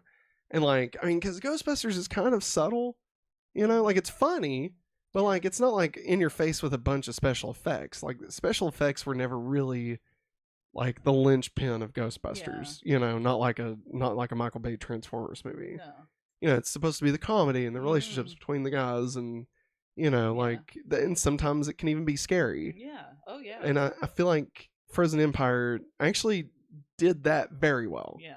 And it continued with the family dynamics that I really enjoyed from Afterlife. I feel like the original Ghostbusters being in it doesn't, to me, it doesn't feel shoehorned. Like I feel like it makes sense within the universe, like as to how they're in it. It doesn't feel like, oh, we got a call, blah blah blah. Like it feels as watch out, Lou. Like it feels as normal as when when Iron Man was in Spider-Man Homecoming. Yeah. Like that is very much Peter's story, right? And Tony Stark is in it, and you know Iron Man is in it. Yeah. But like it never overshadows, to me, it never overshadowed Spider-Man. Yeah. You know? And so that's kind of how I feel with this, is like this is definitely a sequel to Afterlife. Yeah. Like that cast is the cast. Yeah. But then we also get these, you know, these characters that live in this world as well, and they just so happen to be the stars from the previous movie. Yeah. Like it just feels like it's a part of a bigger universe. And I agree with you. They never really overshadow Yeah. the other characters, but when they do have a scene, Yeah. they take it away. Yeah, yeah. Like they aren't also, they're not just in there to play second fiddle. Like they do get to lead their scenes. Yeah. But they're not like, those scenes are not so prevalent in the movie that it takes away from the actual cast. Yeah. Like it's really good. Yeah, I thought, honestly, I thought the way that they handled bridging both casts together, I thought they handled it better than even Jurassic World 3. Yeah. Like this just feels like it makes more sense. Yeah, you know? They mesh better together. Yeah. They made the mesh. And it fits in the world better. You know, like it makes sense that these people would be talking to each other. Yeah, and also Afterlife kind of set that up at the end. I'm sorry. I was trying to keep it away just in case he started crying. Oh, you're fine. But like at the end of Afterlife, it kind of set up for those characters to be with the new characters. Yeah. To have a reason to go to New York and be Ghostbusters and stuff. I really like the fact that they did stick with what Winston said, Ernie Hudson, at the end. You know, hey, still got, you know, the fire hall. Yeah. I've got money. I can back you all, blah, blah, blah, blah. And like, it still held up. I loved it. Yeah. It was great. Honestly, it was a lot of fun. I really enjoyed it. I would say that if you are a Ghostbusters fan, I mean, definitely check it out. If you didn't like the original Ghostbusters, then I would say there's a chance you could still like it. Like if you look at the trailer and you're like, oh, this looks like it might be fun, but I didn't really like the original, I think still give it a try. Yeah, it's a different type of comedy compared to the first one.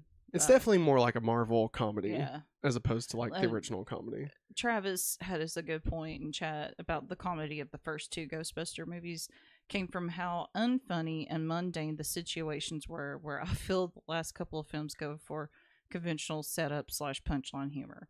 Totally. Yeah. Which I didn't feel like that happened not too much in this one. The jokes. Yeah. I mean, it felt natural. Yeah. To me, like the jokes coming out of it. Yeah.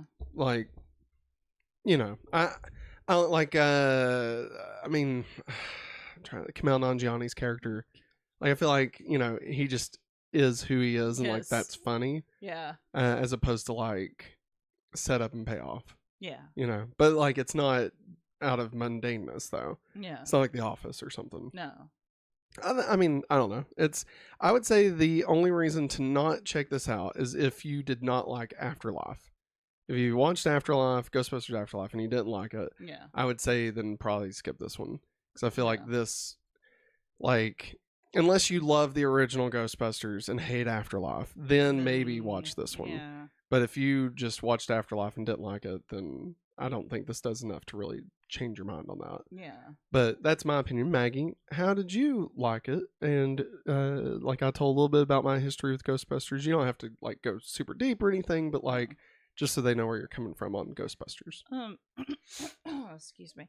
I think I've always been aware of Ghostbusters when I was a kid, but like I don't think it was until I was like 11 or 12 when I actually sat down and watched the whole Ghostbusters movie. Yeah. And loved it. Yeah. And like anytime it was on cable, I watched it. Yeah.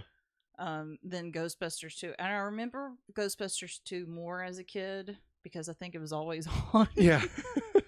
But Ghostbusters 2 always stood out in my mind because of the pink ooze. Yeah. And also the story with the baby and stuff. That's a whole other thing. But you know, Ghostbusters.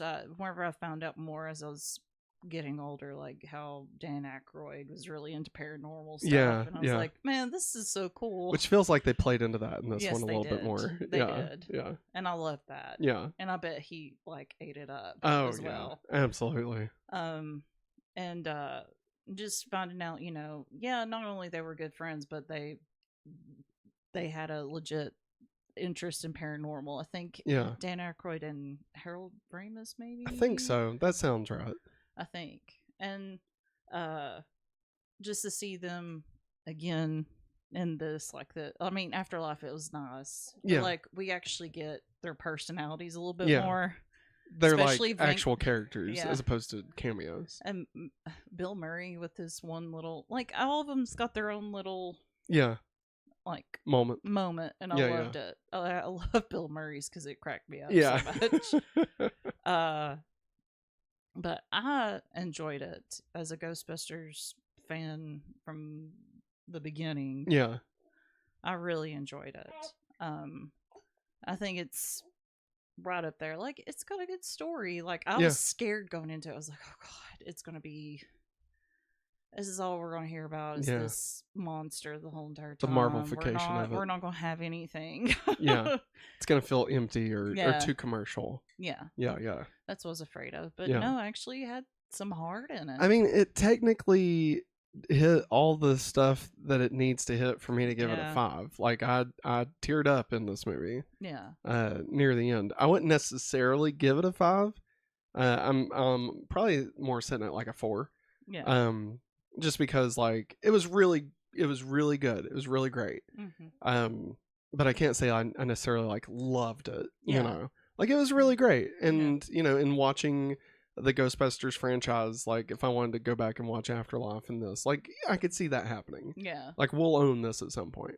But I'm not necessarily like, oh, I've got to get this as soon as it comes out. You know, it's not like Teenage Mutant Ninja Turtles Mutant Mayhem was or something, you know. But no, I definitely liked it. I didn't mean to cut you off. Was there more? Oh, you're fine. There's like 2 people that I wish that they could come back. One's Sigourney Weaver. And the other is Rick Moranis. I want him so much. I know. It does feel, at least Sigourney Weaver, like that does feel like a missed opportunity. But at the same time, like I'm glad that they're not, like I'm glad that it's not just about getting the old cast back. You know, like I'm glad that they made it make sense in the story.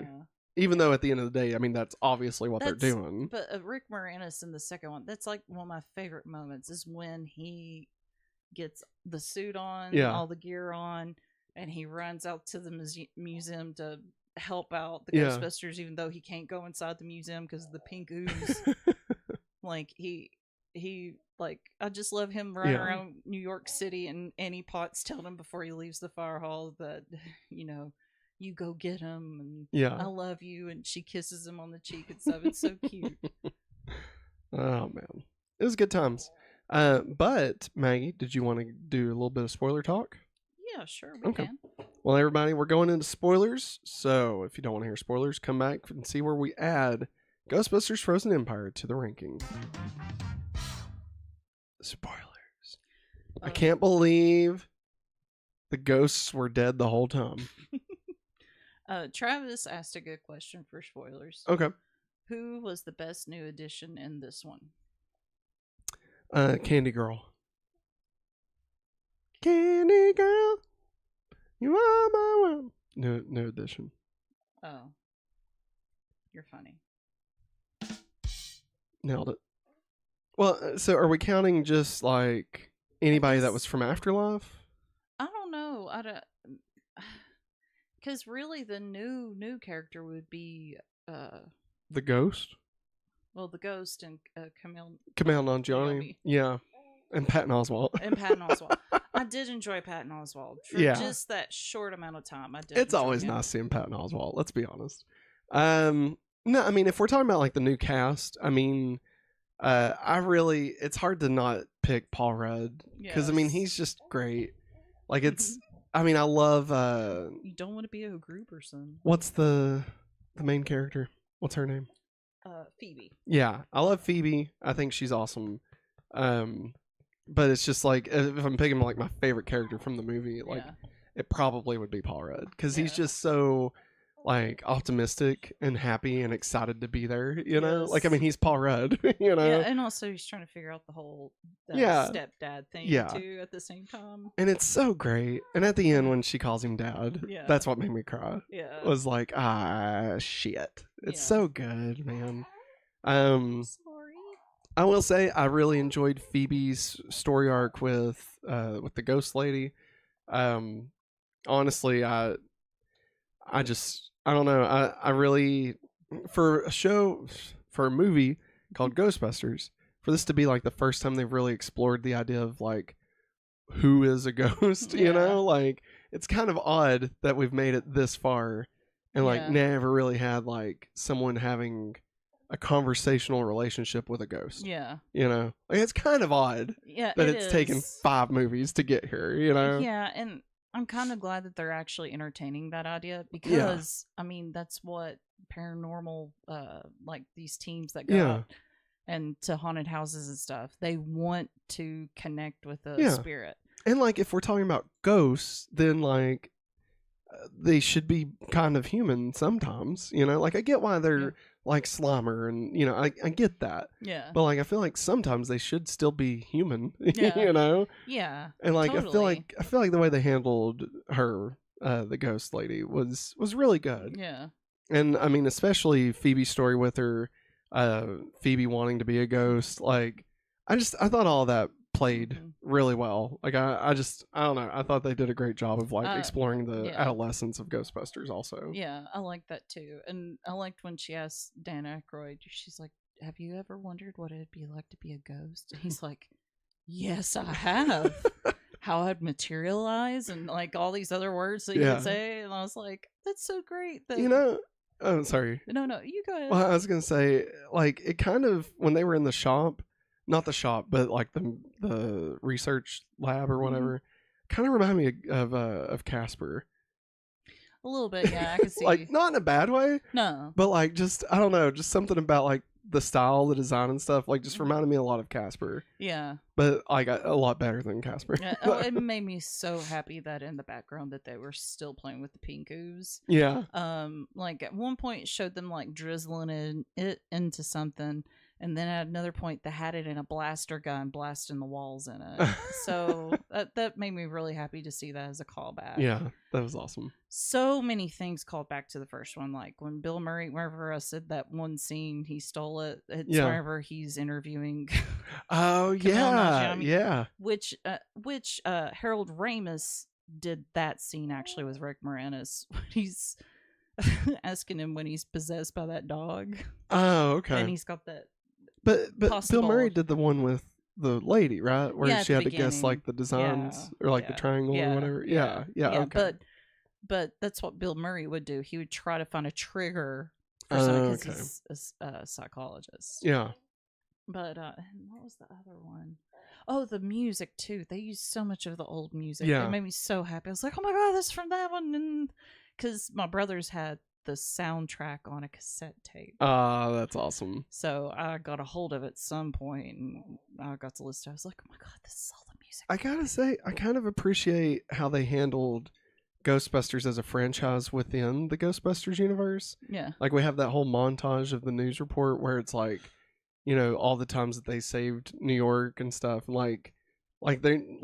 These things happened. You know, they're not trying to act like they didn't happen. And like the Ghostbusters theme song being an actual Ray song Parker, in the music video, Which first, like, okay, I am kind of a little confused on that because I got the impression from Afterlife that Paul Rudd remembering the Ghostbusters was like nobody else knew who the Ghostbusters was. Yeah.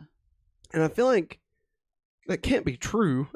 Like, I mean, even if that was the case, like, I mean, okay, how can I put this without getting, okay. Every year we have a remembrance for something that happened in New York. Okay? Like in the real world, we have a day where we remember something big that happened in New York, right? So you're telling me that everybody would just not think about the time that a giant marshmallow man walked through New York City, or even the Statue of Liberty. Yeah, I love the fact that the mayor is the old what EPA? Yeah. EPA guy from the first movie, and he's like, don't forget about the Statue of Liberty. Yeah. The damage from all that. I just feel like it kind of makes less sense in the continuity of Afterlife. Yeah. But I mean, it's also a small town, so I mean, you could argue that maybe that's just they just didn't interact with anybody that was. Yeah. But I find that a little far fetched. That like in a world full of like demons and ghosts and hell spawns, the thing that's most hard for me to swallow is that nobody would talk about it. You know, like that's the hardest part for me to take. Like I can believe a giant marshmallow man, but nobody talking about it just seems a bit too far. You know. Yeah. But no, I thought it was really great. Like I definitely would love to see another one. It's not getting great reviews. After we do this, I can't wait to actually like listen to some of the reviews and try and see like why people didn't like it. All I saw was the thumbnail for Mr. Sunday Movies. It just said yawn on it, and I'm like, why? Like, I just don't get it.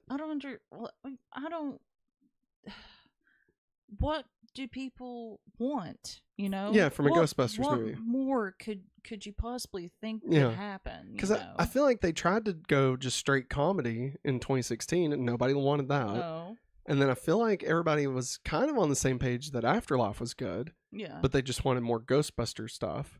And so, like, that's what this is. Yeah. And, like, I don't know. I mean, maybe we can addend this, next week after we've listened to some of the reviews and stuff. But I'm curious to see, like, what people's gripe is. Yeah. I've seen some people saying it's just nostalgia bait, but it's not even good nostalgia bait. And, like, I don't know. I don't know.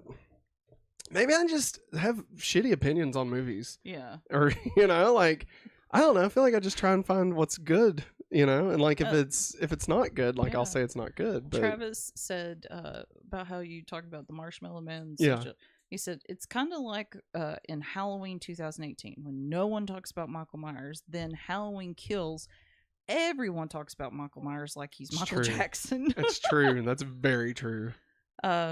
And he also agreed with the Casper reference, but he said in Afterlife, when Harold Ramis showed up, he thought of the dad becoming a ghost. Yes. And I will say, I am glad that Harold Ramis did not show up in this one. Yes. Like, I'm glad that they... I was so worried. Yeah, I mean, I wasn't necessarily worried, but I was not looking forward to that becoming like an emotional crutch for us, kind of like how Spock in the J.J. Abrams, the first two Star Trek movies, like he worked great in the first one, but like we really didn't need him in the second one, and they still was like, what if we work Spock back into this because we just love Leonard Nimoy? And like I agree, I love Leonard Nimoy too, but like we don't need him in here, and like we got to kind of move on if we're gonna use a new cast and stuff. So I'm glad that was just something special for Afterlife. Yeah. Oh, I just thought of this one. Yeah. The librarian goes from the first. Yes, that was Ghostbusters awesome. Is in the library, and apparently they're not allowed within 50 feet of the library. Yeah. After what happened in the first movie. But yeah, Ray sees her, and I was like, going, get her, Ray. Get her. And he just like looks at her. He just keeps on walking. I love that. Yeah. Also, Travis said in the comics, Ray actually falls in love with a ghost, and it's played seriously. So I'm curious to see how That's they'll cool. handle that. Yeah, that's pretty cool. Mm-hmm. And I will just want to give a special shout out to Puppet Slimer for them actually bringing like the puppet version of Slimer back instead of trying to do just a full CG. Yeah. Like I feel like it's kind of like when we saw Puppet Yoda in episode 8. Like it warms your heart. Yeah, and like it feels more real, even though it's more fake. If that makes sense. And also, Travis put from Ghostbusters 2, Rick Moranis, he takes a bus to get to the museum. Yeah. And Slimer's driving the bus, and he's like, "Okay, didn't know you had your license," and he gets on the bus. God. Because he had a run-in with Slimer at some point in that movie. I'm trying to remember, but I think he got slimed by Slimer. Okay, yeah. Kind of like how Finn Wolfhard, is that his name? The kid, the son, the teenager, Phoebe's brother. From Stranger Things? Yeah. Oh, okay. I think that's his name, his actual name. But just how he got slimed by Slimer and stuff. Yeah. That was probably the weakest part for me, was his story. Like him I'm going to figure out what's going on in the attic because I'm 18 years old, blah, blah, blah. Yeah. Yeah, that was... Like, it felt like they didn't have a story for him, and so they just made a few scenes because they were like, well, we don't want to not have him. Yeah. But, like, yeah. I mean, I guess once they gave him the story with Kumail Nanjiani, like, and them trying to find him and stuff and, like, figure out his fire powers and stuff, like... Yeah. I guess that became good, but it was really like that early stuff of like him wanting to drive the car. And, like I just like there's teenagers are annoying enough when they're complaining, but like an 18-year-old complaining is even worse because like grow the fuck up already. Like Jesus, God, man, if you don't like it, go do something. You know, get the hell out of here. Get out of there. You don't have to stay. Sorry, excuse me. It's okay. But yeah, no, I definitely enjoyed it a lot. Yeah. It's I would say Afterlife is still probably my number one. But then I don't know. I'm hard pressed. Like I want to give it some time, but I would say more than likely this will be my number 2. Like I really liked Afterlife. And I feel like it hit a bit harder on the heart stuff. Yeah. Which I just prefer that to like, you know, the standard Ghostbuster fare. But you know, this kind of is kind of somewhere between those. Yeah. So. Yeah. More than likely, I would say this one is my second favorite. I can't really say. Yeah, it's hard. It's hard. I love the original, and the second one's got a special place in my heart. The 2016 one, like you said earlier, all comedic geniuses. Yeah. But it's hard. It's just hard to recapture that lightning in a bottle. Yeah. And like they were just doing the same thing, like, and not that that's bad, but it's like Saved by the Bell, the new class. It's just kind of same set. Yeah. Different people, but they're the same. Yeah, and it's like it's just not working. You know, like you got to do something a little bit different. I think that's why Afterlife succeeds. Oh, Travis. Thank you. He says Rick Moranis is from the second one when they first meet. Yeah. Rick Moranis walks into the firehouse while Slimer is eating and says, "Smells like someone took a big," and then they scare each other. That's their meeting. Or meet nice. Cute. All right, Maggie. Anything else you want to say before we move on? Nope. All right, let's get out of spoilers here. All right, everybody. We are back from spoiler time. For those joining us, if you would like to go back and watch that once you've watched Ghostbusters Frozen Empire, please feel free. But now we will no longer talk spoilers, and instead we will get into our spring ranking of 2024. So currently our ranking is at number 6, Madam Web. Number 5, Argyle. Argyle? Oh, okay. Sorry. I was thinking Argo. Oh. I was like, why is Argo on here? Yeah. Number 4, Lisa Frankenstein. Number 3, American Society. Number 2, Kung Fu Panda 4. And at number 1, Dune Part 2. Oh. Maggie, where do you want to put Frozen Empire? See you, Travis. Bye, Travis. Have a good night.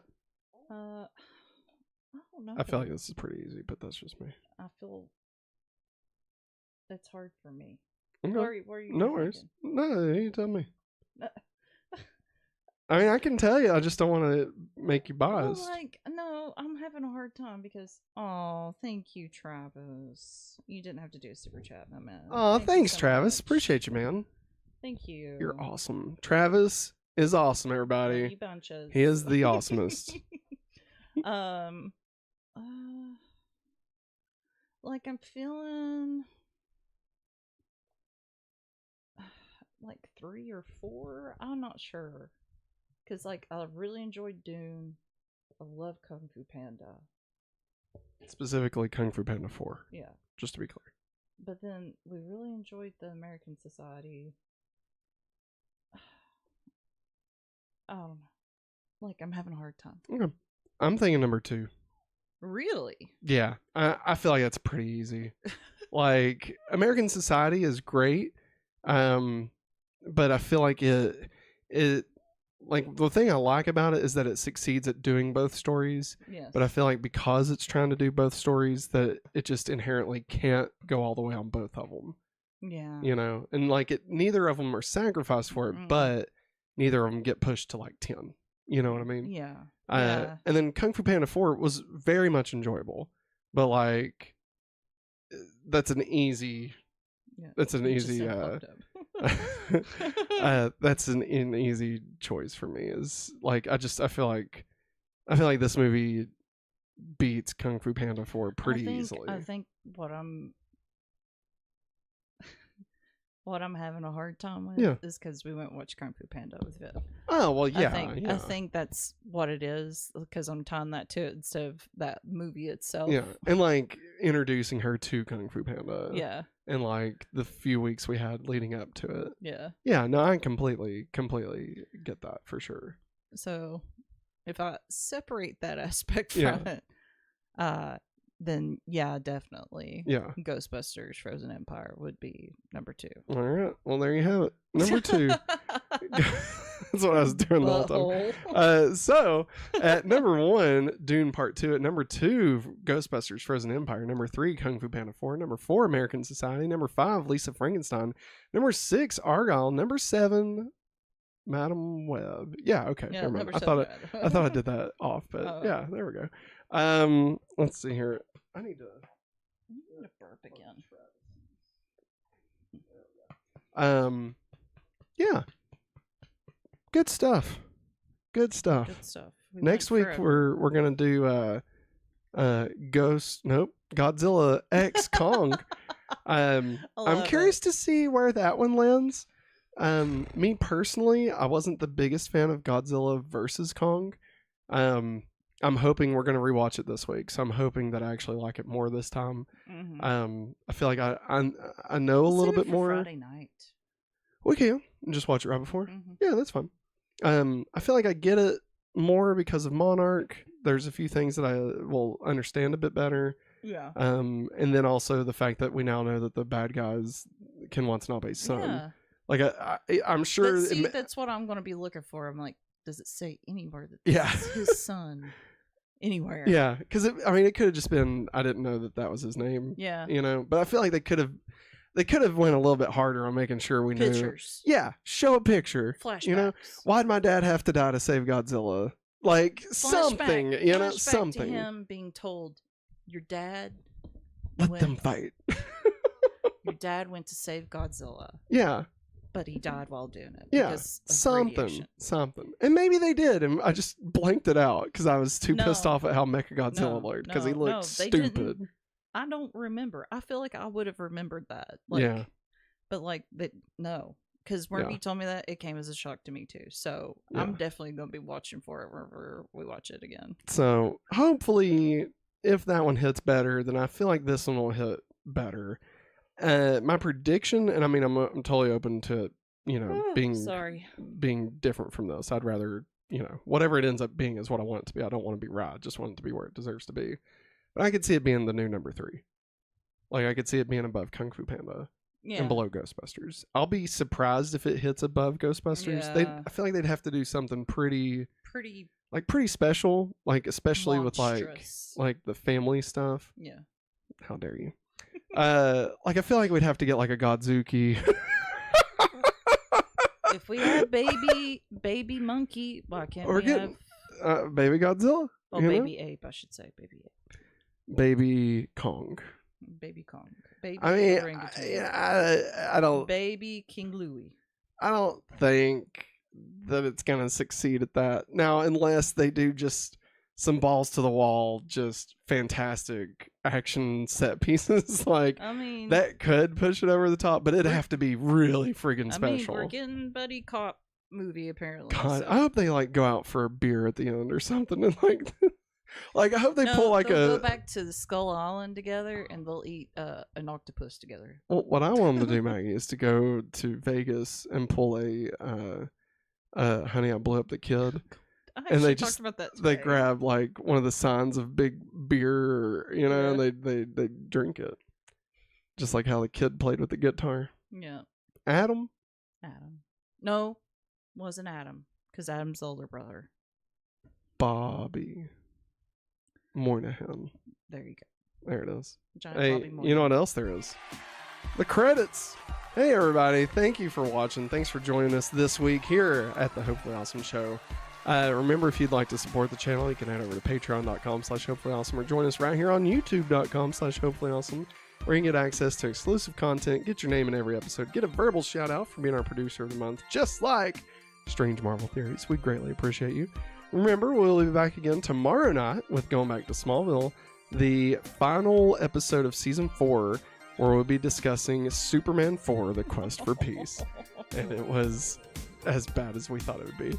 God. And then on Wednesday, we'll be back again with Super 90s Playback, where we'll be watching some random VHS tapes. And, of course, 1 week from tonight, we'll be back again with next week's Hopefully Awesome Show, where we'll be covering that week's best movie news, the box office, and giving our review of Godzilla X Kong. But that is going to wrap it up for us, everybody. Thanks for watching. We'll see you all tomorrow. And as always, Have a ghost-busting awesome day.